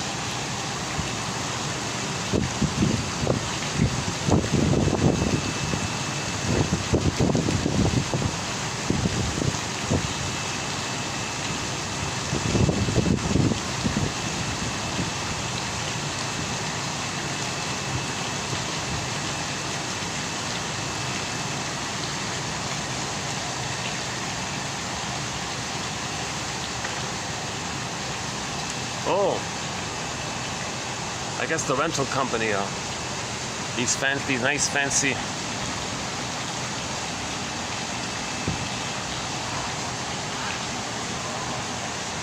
these outdoor air conditioning units for the wedding, they're taking them away, huh? I jokingly said to the restaurant, why don't you buy them? use it for us guys on the outside part. See, they lose a lot of customers in the heat in the outdoor part. All the customers go on the inside, in the restaurant inside part. But if they can, I'm sure it's quite expensive, right? Yeah, just for special functions, right? It'd be too expensive to try to blare an AC at somebody in the outdoors, right?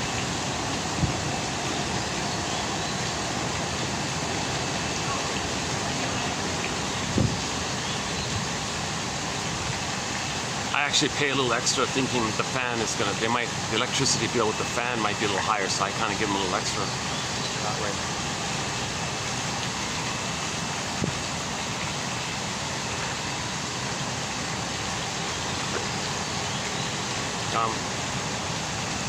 Okay, so Boyer's book, Klaus and Kennel. So Klaus and Kennel made a huge contribution to healing the soul.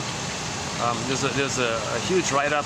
Okay, John Kennel and Marshall Klaus, a famous book about this, and they pointed out, hey, you hospital people, you're doing everything to meet your needs. You're ignoring the needs of the mother. You're not caring anything about the baby. You're just looking for efficiency and money. A lot of babies, you know, dark 5 o'clock, let's induce a labor, let's get out of here, I want to go home. You're doing all these things to meet your needs. So he wrote that book, what's it called again? Mother-infant bonding or something. If you look up the names, Klaus and Kennel, it's there. That book apparently changed, revolutionized the whole hospital procedures.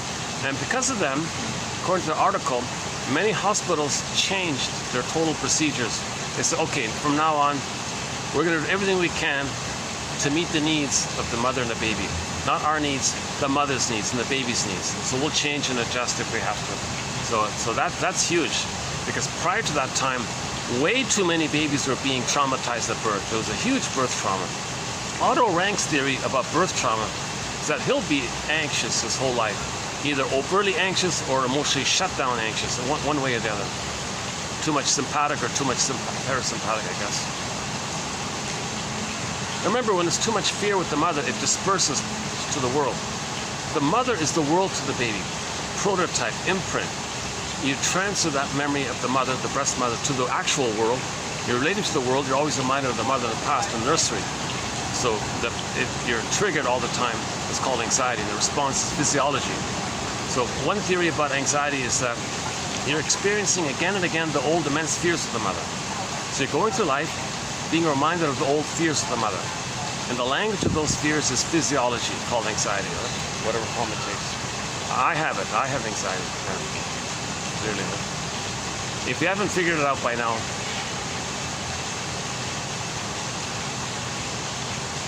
Well, yesterday I was talking about hair loss, yeah. Oh, if you want a theory about hair loss, check out yesterday's video, 21.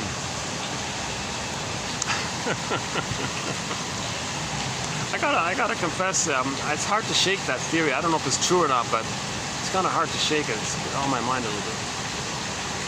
About the water moisture theory. Yeah, that one.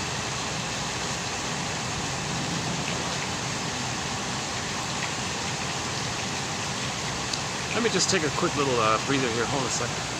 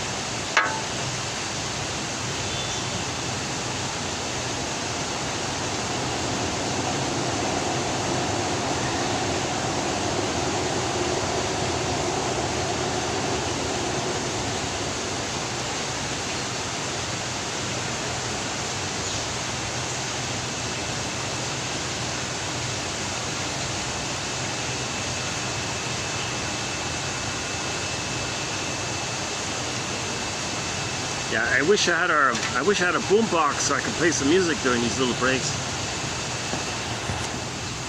I'd love to play a song like, Steve Perry's "Friends of Mine" or something like that. Oh yeah, I mentioned earlier "For the Love of Narrative Medicine" being a variation of Steve Perry's song "For the Love of Strange Medicine," but that song is not on our soundtrack. But from the same album, there's another song called "Friends of Mine," a bluesy rock song, and I'm including it because I didn't know this, but Steve Perry's an only child, so I'm thinking in the future maybe we'll do some quotes about the only child syndrome. And here he is talking about friends, how to make friends, and he says the main line in there is, "Doesn't matter who you are, can't buy friends with caviar." The harmonica, bluesy harmonica. So the theory is only children tend to have too much pressure from the parents. They miss the banter with the siblings, so they have a harder time making friends. They're too serious or something, overly responsible. So maybe that's in reference to that. So I don't know, but it's a fun song, even just musically, it's a fun kind of upbeat song.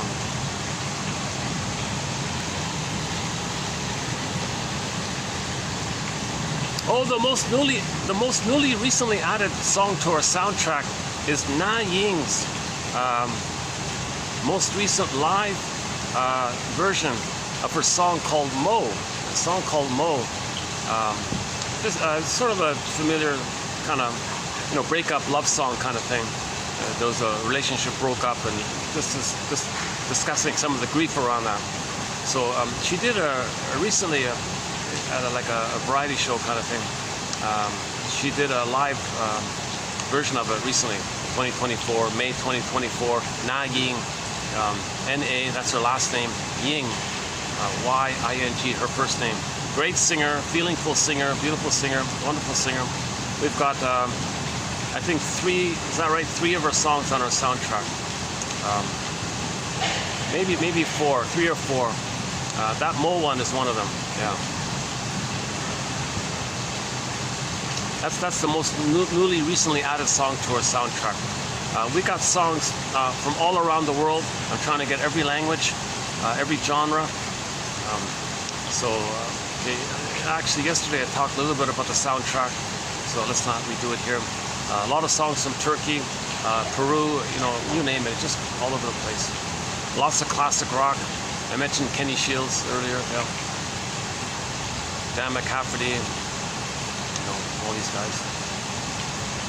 Ron Tabak, a few of his. Oh, yesterday I mentioned one from Miles Goodwin, the guy from April Wine, about codependency. Won't walk down that road no more.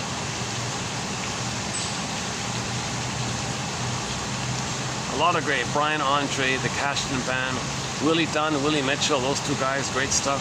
Beatrice Deer, Ili Sapi, Kelly Fraser, Susan Adler-Clark, Janny Luzon. Jeez, the list goes on. Eastern Owl, Kayla Lynn Johnson, just some indigenous singer, Robbie Romero, and so many more. And we mentioned Elizabeth Gruner, her opera version of Solveig's song from the Purican opera, Solveig's song. So we've got some opera, you know, and so on, classic rock and so on. Even some disco in a couple of countries, the whole spectrum. Yeah. Three from the Glee cast. We've got 3 songs from the Glee cast. More Than the Feelings, I Will Survive, Survivor, and rumor has it it's a combo with another song. I forgot.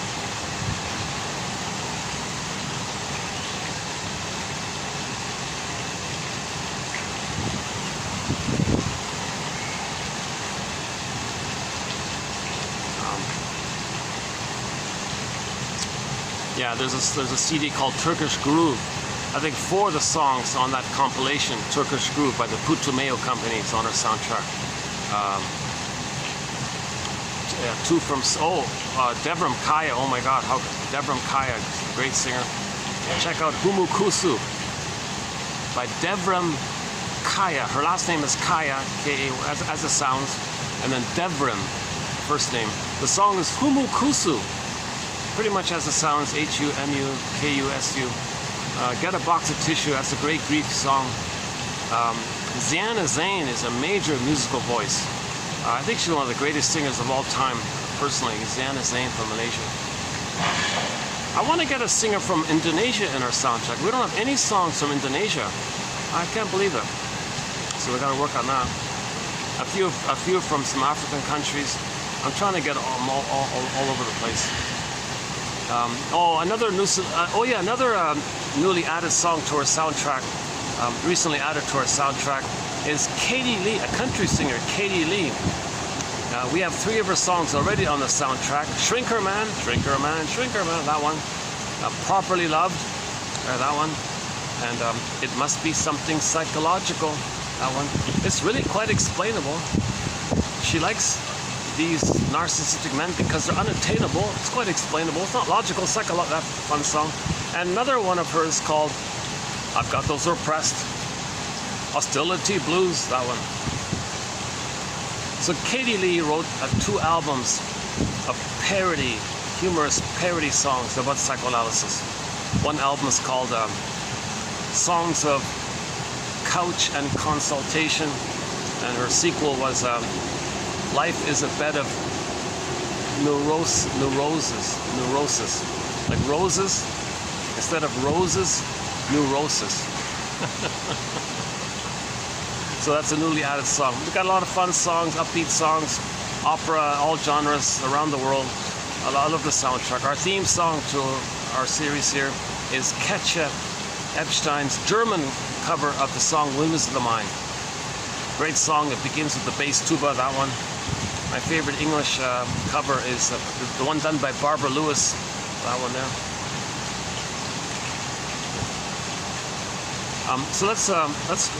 So the birth is key.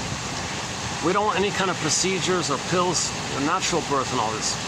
Okay, Klaus and Kendall, Le Boyer, not Lotus birth, and there's a few other points in there. So the role of the mother is to do everything she can and maybe choose that position. Check out that YouTube about what the physiotherapist said. Maybe she should consider doing the squat as she describes it.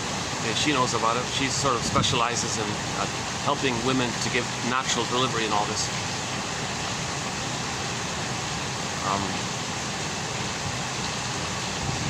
But the most important thing is no violence at birth. Leave the cord. Leave the baby. And for God's sakes, don't do some barbaric thing by putting him in a separate room, putting him with a stranger, and a nurse comes in with a bottle and all this, and some other stranger comes in and inflicts some kind of violent, cruel violence, cutting the babies. Oh my God, what a barbaric, what a savage. That's severe. Janoff makes it clear. That's very severe trauma to inflict the CIRC thing. Oh, I don't want to talk about it. That's a very cruel, barbaric violence on the baby. I don't care what anybody says. That's violence. If you go to on YouTube, well, look up on Google or whatever, your favorite search engine. Look up Arthur Janoff. Okay? Before he passed away, him and his wife did an interview with a guy named Barry Vogel, the host of a radio podcast called Radio Curious. Radio Curious, okay, with Arthur Janov, Janov as in Victor, that one. Listen to that 20-minute interview. He makes it very clear. The lawyer, he was a lawyer. Barry, the host is a lawyer. He was interested in this himself. He said, is the CRC, is that trauma? Does that hurt the baby? You gotta be kidding. So Janov's made it very clear.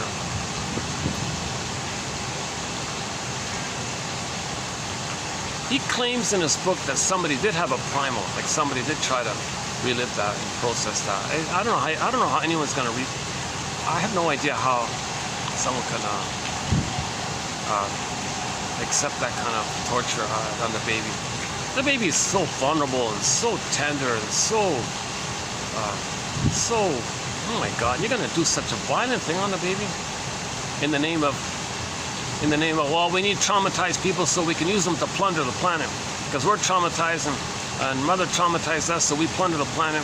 And when Mother traumatized, she stole our inner land, she stole our soul, so we're gonna steal the planet and be angry with the planet because the planet's the Mother Earth, and Mother hurt us, so we're perpetuating this.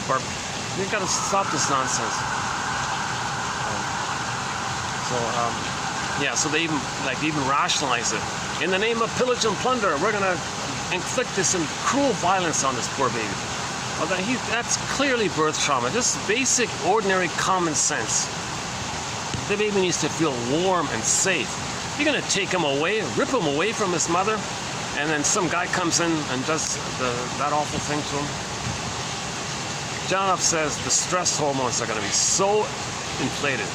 The stress hormones will go through the roof, or they'll collapse into the parasympathetic. Either way, it'll be too set in a too extreme way. That's not healthy like that.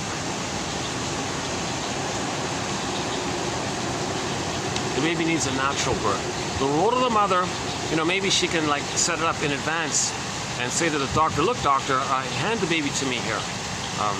I don't want painkillers. I'll tolerate. Janov said if everything's natural, there's no pain. Birthing is not. Pain during the birthing is not supposed to be, maybe some little odd discomfort, but there's no real serious pain normally. So the mother can maybe protect her baby. Right? Mothers are meant to protect their babies, right? So the mother can protect her baby. Look, you a gynecologist, hand the baby directly. I don't want painkillers, no forceps, no episiotomy. Take your time, don't rush me, don't induce it. Let me calm down here. Now, if she doesn't do that, if she forgets to do that, maybe that's where the father can step in. Here's where the father can help out. In the delivery room, let's say, okay, when the baby comes out, the father makes sure he hands the baby to the mother. If the gynecologist is going to snip the cord and all, the father steps in, oh, don't you dare traumatize my baby. Don't you dare. He can step in and protect his baby. So the father can help protect his baby, his child. Right? So don't you dare remove the baby. Tell you what, give the baby to me I'll take it from here. And the father can hand the baby gently to the mother's bosom to make sure the continuity and the cord, the placenta stays. What's the big deal? The cord and the placenta will drop off naturally on their own accord. The placenta, you can leave it there. The placenta comes out like a day or two later. You put it in a bowl. You put the bowl on the bed beside the mother. You put a lid over the bowl, allowing some space for the cord. Okay? So a couple of days of mess like this. So what? By that time, the child will have secured his new paradise. After he got his new paradise, once he feels safe and settled in to his new paradise, in his new nirvana, then the cord and the placenta can fall. It doesn't need it anymore. It falls off on their own accord. If they're prematurely severed, he may spend the rest of his life searching for it. He may spend the rest of his life searching for it. That's called religion, they say. Some people say. Lloyd DeMause says, one of the gambits, okay, that's a huge topic. We got him, okay, like for example, he says, okay, no, let's not do it. We got a major thread called the psychoanalysis of religion, the phantom placenta, the phantom, the symbiosis. And whenever we talk about religion and religious stories and the psychoanalysis of them, putting them on the couch, it's only in the context of a specific context of a religion is being used as a tool or an adjunct of the pillage and the plunder to prevent healing, to keep people prejudiced in order to pillage. That's a huge topic we covered in 2725, part 3 of 3. It's a 7.5-hour video, a thing called the 48 symptoms of Homo Traumicus. One of the symptoms of Homo Traumicus is this idea that religion is used to prevent healing, to stop healing, and all the tricks around preventing healing. Like the speaker at the podium says, oh, I found your phantom placenta. Remember that placenta you're missing? Still looking for it? You didn't get your placenta needs met? I found your placenta. It's in the sky. And you describe the placenta. Okay, then you describe the breast. I found the missing breast. Your symbiosis, the blissful oneness. I found your breast is in the sky. The placenta. You do both. You describe those things, and you hypnotically, suggestively, poetically give the people that great fantasy like that, the imagination like that. It may trigger the blissful feeling had in the uterus. Oh, you like that? Put your money in the basket. But that prevents healing because you're not conscious of the story. You're just reverting back to a time of blissful oneness. Okay? Now, in the meantime, the baby thinks the mother's a monster, and then he says, "Oh," the speaker says, "Well, stories of goddess and demon, keep it separate like that." No, it's in the brain. It's the baby's response to trauma. In the healing journey, you want to bring it together, see the two sides of the mother, the two images poof away, and you got a human inside. The speaker at the podium prevents that. They block that when they get you to hallucinate a blissful oneness with the good breast in the sky or the phantom placenta in the sky. Like imagine a cord to a placenta. This whole topic about the phantom placenta, Lloyd DeMaz, the key one there, and the breast in the sky, and several authors talk about this, Faber and all. Okay, let me summarize this way. The opening intro quote to our thread on the psychology of religion is 1203, TQ 1203. And then go to Faber, 2118, from his book called The Psychological Roots of Religious Belief. And then we got a whole bunch of great quotes. And that's a huge I could spend 10 hours, that's a huge material there. John A. Sanford, a huge contribution in that area, John A. Sanford. Again, when I say John A. Sanford, I mean the guy who wrote Healing and Wholeness. And he's the guy that takes religious stories and put them on the couch. Religion is jam-packed with psychology. Oh my God, there's so much in there. Just gotta open the suitcase. All the psychology comes out. It's jam-packed in there.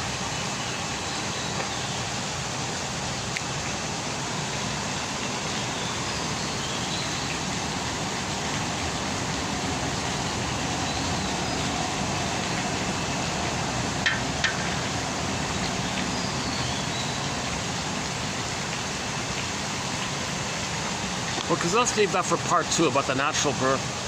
So we don't want birth trauma. So the role of the mother is to do everything she can to prevent birth trauma. Now, a quick image for this is in the original Disney film Inside Out. When Riley was born, the first memory was the golden orb rolling down the tube. And we saw the baby happy, gurgling, smiling, and all this. So that mother did a great job. Riley's mother did a wonderful job making sure she had paradise in the uterus and no birth trauma. So the first memory was of joy. So it got the golden orb down the tube. So the first memory was the golden orb. Well, right off the bat, that mother was awesome. She did a great job in that basic area. Parts 1 and parts 2. Now, the mothers failed in parts 3, 4, and 5. So let's do it. So we mentioned part 3 already. Part 3 is the extended blissful oneness, the skin-to-skin, natural breastfeeding, loving gaze. Okay, so mother's attunement, mother's soothing, how the mother treats the baby. Okay, human connections, baby and mother, human connections lead to neuro connections. The interpersonal leads to the intrapsychic, in the mind, in the psyche, in the memory, in the brain. Interpersonal leads to intrapsychic. The intrapsychic is the blueprint, the schema, the script, the working model, the setup, the imprints. All these imprints are taking place according from that interaction with the mother.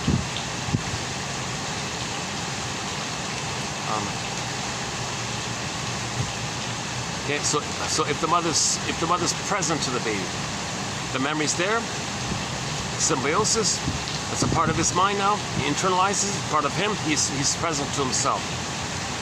If the mother soothes the baby, the memory's there, he can soothe himself. If the mother sees, hears, feels the child, again, the mother recognizes, accepts the child, okay, has this respect for the child, he has respect for himself.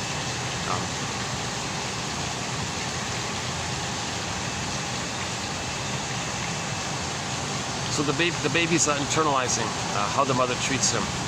If the mother hates him, he'll hate himself.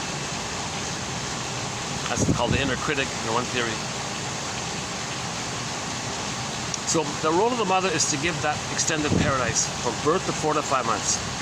Okay, her attunement, her reverie, her so-called mentalizing, her ability to understand and give meaning to what the baby's going through. Let's say the diaper's wet. The mother might understand it. Oh, baby, you're crying because the diaper's wet. I get it. I'll change the diaper and make you comfortable.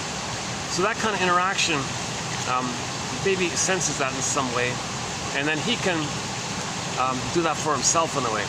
Oh, I feel badly. Well, that's because such and such. Because the mother did it. Oh, baby feels badly because such and such. So he does that. Oh, I feel badly because such and such. The so-called mentalizing function. That's just one part of it.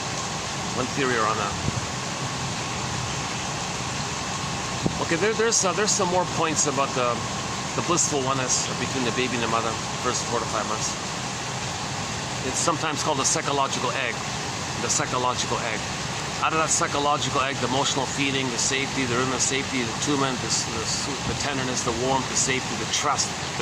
Oh my God, the basic trust. The trust is there, so he can maintain his embodiment. He can maintain joy at the console. He can maintain his feeling self related to his embodiment. Then, if you feel safe enough, yeah, that's part 3. So part 4. Okay. So the role of the mother in part 3 is to give the baby the extended paradise. You know, one suggestion was maybe mothers just stay in bed for 4 to 5 months and let the baby sleep on her the whole time. Skin-to-skin contact the whole time. Keep the room warm, put some candles, make it warm, or play Mozart or whatever. Make the baby feel that warm safety. Constant, body to body, emotion in the body, baby, motion in the body, mother. That kind of back and forth like this. This rhythm of safety between the two for 4 to 5 months. Everything's baby-led. Everything is baby-led. Whatever the baby wants, mother understands the signal, she responds. It's baby has a need, okay, cord, and nerve line. I got a line on you, line, mother. Oh, I got the message. Oh, here you go. Thank you, Mahone. Well, that'll lead to gratitude if that takes place, by the way. So there's no schedule, there's no bottle, there's nothing like that. It's natural breastfeeding. Everything's baby-led. Baby feeds according to his needs. He sleeps when he wants to sleep. Maybe mothers just stay in bed for 4 to 5 months, make themselves comfortable, let the baby have that warmth, and like an extended womb, like he was in the womb inside. He's just on the outside. It's still like a womb, like mother-infant dual unity. And don't remove the baby from the mother in the first 4 to 5 months. And if the mother uses the washroom, she gently carries the baby. Like, keep the continuity there, and then she'll know when the baby's ready to hatch. Out of that egg, he's going to hatch. That's the metaphor. He's going to hatch out of the symbiosis. So the self-concept, mother concept, all blurred up, symbiosis. At 4 to 5 months, his self-concept consolidates and hatches out. It starts at 4 to 5 months. The mother will know that. Then, okay. Then at 4 to 5 months, she can let the baby crawl around and all this, and she can be nearby, but still keep same visual eye contact, whatever. Now from 4 to, so that's the next part 4. So from 4 to 5 months to 18 months, okay, the child still thinks everything's about him. He's still a little God, he's still Superman, he thinks everything's for him, everything's about him, mother's just for him, his mother's a part of him, mother serves him. He still has that narcissism. He still has that infantile megalomania, the glorified self. He thinks it all belongs to him, the world is my oyster, and so on. So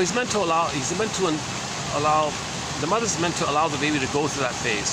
So he'll run around, thinks he owns everything, everything belongs to him. The role of the mother is just keep him safe. Don't punish him, don't rebuff him for that. Let him, quite the opposite. The mother's meant to say, oh, I see you. Look at you. That's awesome. Oh, wow, it's incredible. Wow. Like he's a little god, right? Oh, you're a little god. Wow. Like a little bit like that, right? Now, to boot, The baby's got motor skills. He can walk, crawl, run. He thinks he's Superman. He thinks he's all powerful. He thinks he's a little god. Now he's got new motor skills, new powers. He thinks he's a super god. Now he can be Superman or Spider-Man. He can jump, hop, skip, run. It's all his. He feels pretty excited like this. Mother doesn't rebuff him. Okay, oh, that's awesome. Look what you did. Wow, cool. All she's got to do is keep him safe so he doesn't put the fork in the socket or something. Just keep him safe, gently distract him. Don't hit him, don't punish him. Because if you do, he'll be frozen there and spend the rest of his life with the completion of it. And spend the rest of his life thinking he's got to get that, he's entitled to that. And then objectify others and expect others to do what the mother failed to do. So the mother's got to see the child as unique and wonderful, and nature's greatest miracle, the score mark number 4, life's longing for itself, Ibrand's poem on children, Virginia Satir, IME, and so on. So she doesn't own the child, she doesn't use the child, she doesn't objectify the child to take care of her. Nothing like that. Okay, that's part 4. Part 5. Huge transition, 18 months. That child thinking he's a little god, everything's about him. Now he comes down to earth because the reality ego is established. With the reality ego now, he gets it. Oh my God, I'm not like a little god, this whole thing's all mine. What was I thinking? Oh, thank God, I get it now. I'm like a little person, and others are people, and we're all like one family like this. I got a lot to learn here. Now, Voyager, seek thou forth and find yourself. Okay, that famous line. So now he's going to be more like a human explorer. Okay, the role of a mother at this point is to function as a secure base. All right, kid, I'll be a secure base. You can explore. Now, the child is not ready to fully be on his own, so he'll explore, learn things, find things. At some point, he's going to freak out. When he freaks out, he runs back to his mother. Oh, okay. Mother's there. He's safe. Okay, I can explore. And if I'm in trouble, I'm safe. Oh, okay. So he needs to get that message that he can explore and touch base for emotional refueling. So all the mother does is, you're safe, I'm here, you can learn, you don't lose me. That's the message. Some children get the message that if they learn, a mother's not around, I lose my mother, I try to learn about myself, I try to learn what's going on, I try to know who I am, and I lose my mother in the process of doing that. Oh, no way, I can't lose my mother. Okay, forget it, I won't know myself, I won't know my gifts, I won't know my agency, I won't know this kind of stuff. I can't lose my mother. So he'll be frozen in that place. So in other words, if the child finds a frog or something, hey Ma, look at the frog I found or something, and she says, oh, don't bother me, I'm busy now. Okay, he's rebuffed. The mother's not supposed to rebuff the child while he's learning stuff and has all these why questions or something like that. The mother's meant to do improv, a little like baby child improv. A little, oh yes, and oh, the frog, yeah. Frogs hop. Frogs hop? Yeah, let's hop together. Oh, okay. So she accepts it. She does a little. She adds to it. Improv, communicative matching. She shares a little extra knowledge that's not too much for the child that he can handle. So she's giving the baby the message. You can be your psychological birth. You can move towards your autonomy. You can have emotional freedom for me, and I'm okay with that. I get it. Life's longing for itself. You come from nature. I don't own you or control you. You have no duty to me.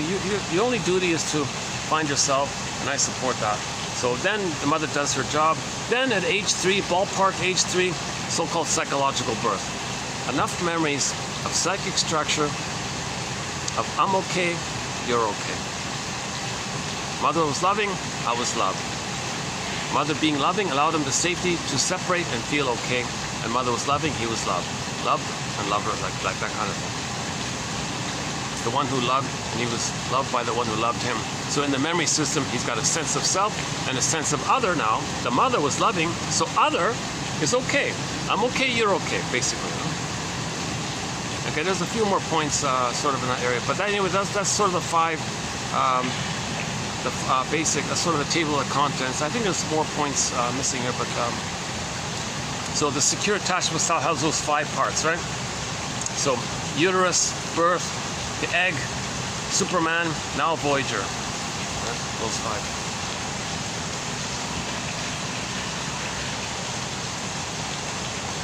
The famous Walt Whitman poem, right? I'm borrowing from the film Now Voyager. There's a scene in there about that. When the shrink goes down the staircase and confronts the abusive mother, who uses her daughter and thinks she has the right to make her daughter take care of her. Mother's rights, she said. I have a right. It's my right, she said. The shrink said, nonsense. Your daughter has a right to have a life and have her feelings and have her identity and have her golden ball. She has a right to be herself. You don't have the right to treat her like a thing to serve you all the time. And that was played by Betty Davis. The abused daughter was played by Betty Davis. So the character was called Charlotte.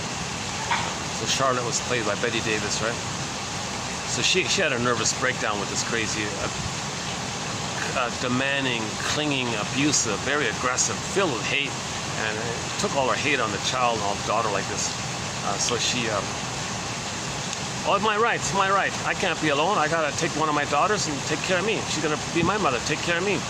And she was extremely narcissistic and abusive, and so the daughter had a breakdown and all this. So the shrink was called in finally, and he intervened, so to speak. And so he confronted this abusive Mrs. Vale, right? So finally she got the idea and allowed her some freedom. And then the shrink gave her the little poem by Walt Whitman. Now, Voyager, seek thou forth and find yourself. And then she went on a boat trip or something. The rest of the film is kind of lame or boring, but that scene is key. I would recommend that film just for that scene, the staircase scene with Dr. Jackwith. The shrink was Jackwith.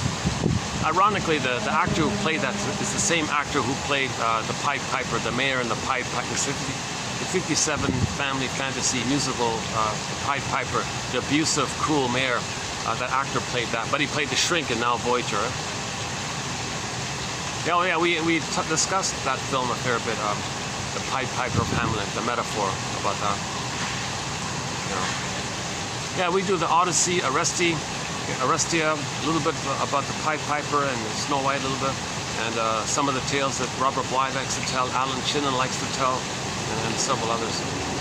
That's a major thread, psychological interpretation of mystic fairy tales. Okay, Sanford adds religious stories in that category, so we do a little bit in there.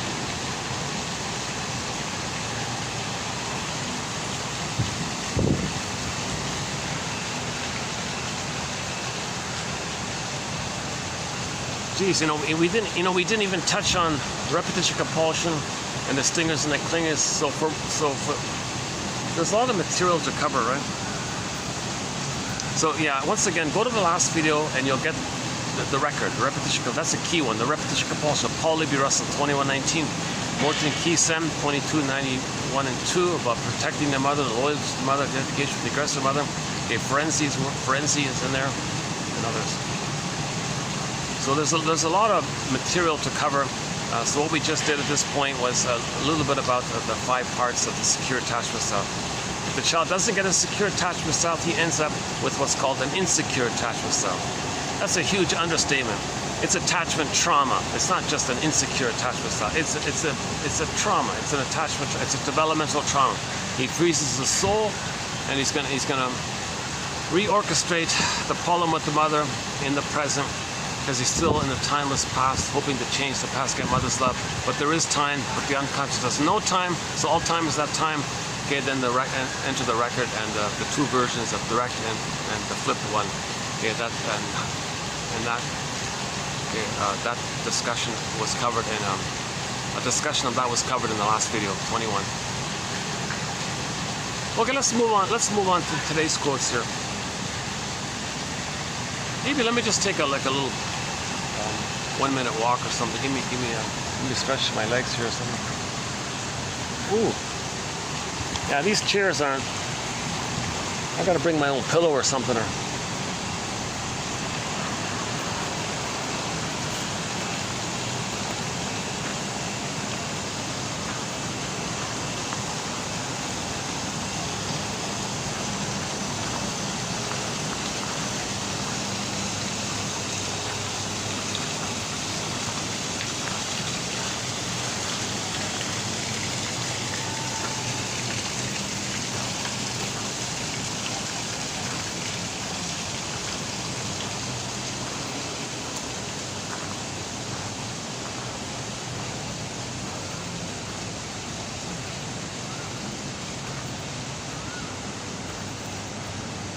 So if the mother doesn't provide for a secure attachment style, we have to find out why. When we find out why, we can heal. We got to get her story.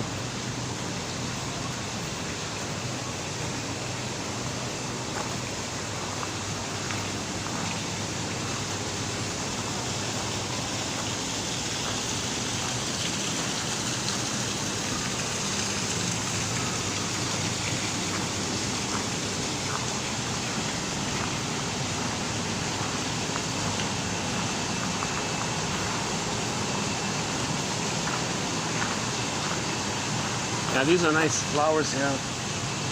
There's a fair bit of these flowers falling down off the trees here. They even have like a bit of a lemony, like a little bit of a vanilla smell to it.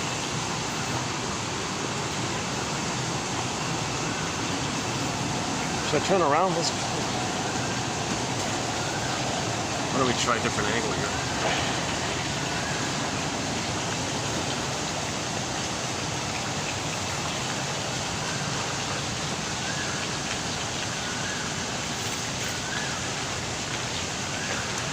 This is always the best time to do these videos, around this time, yeah. Let's see, what time is it? 4:40? Oh, 1%. Oh my God. Okay, I gotta stop. I'll see you in part 3.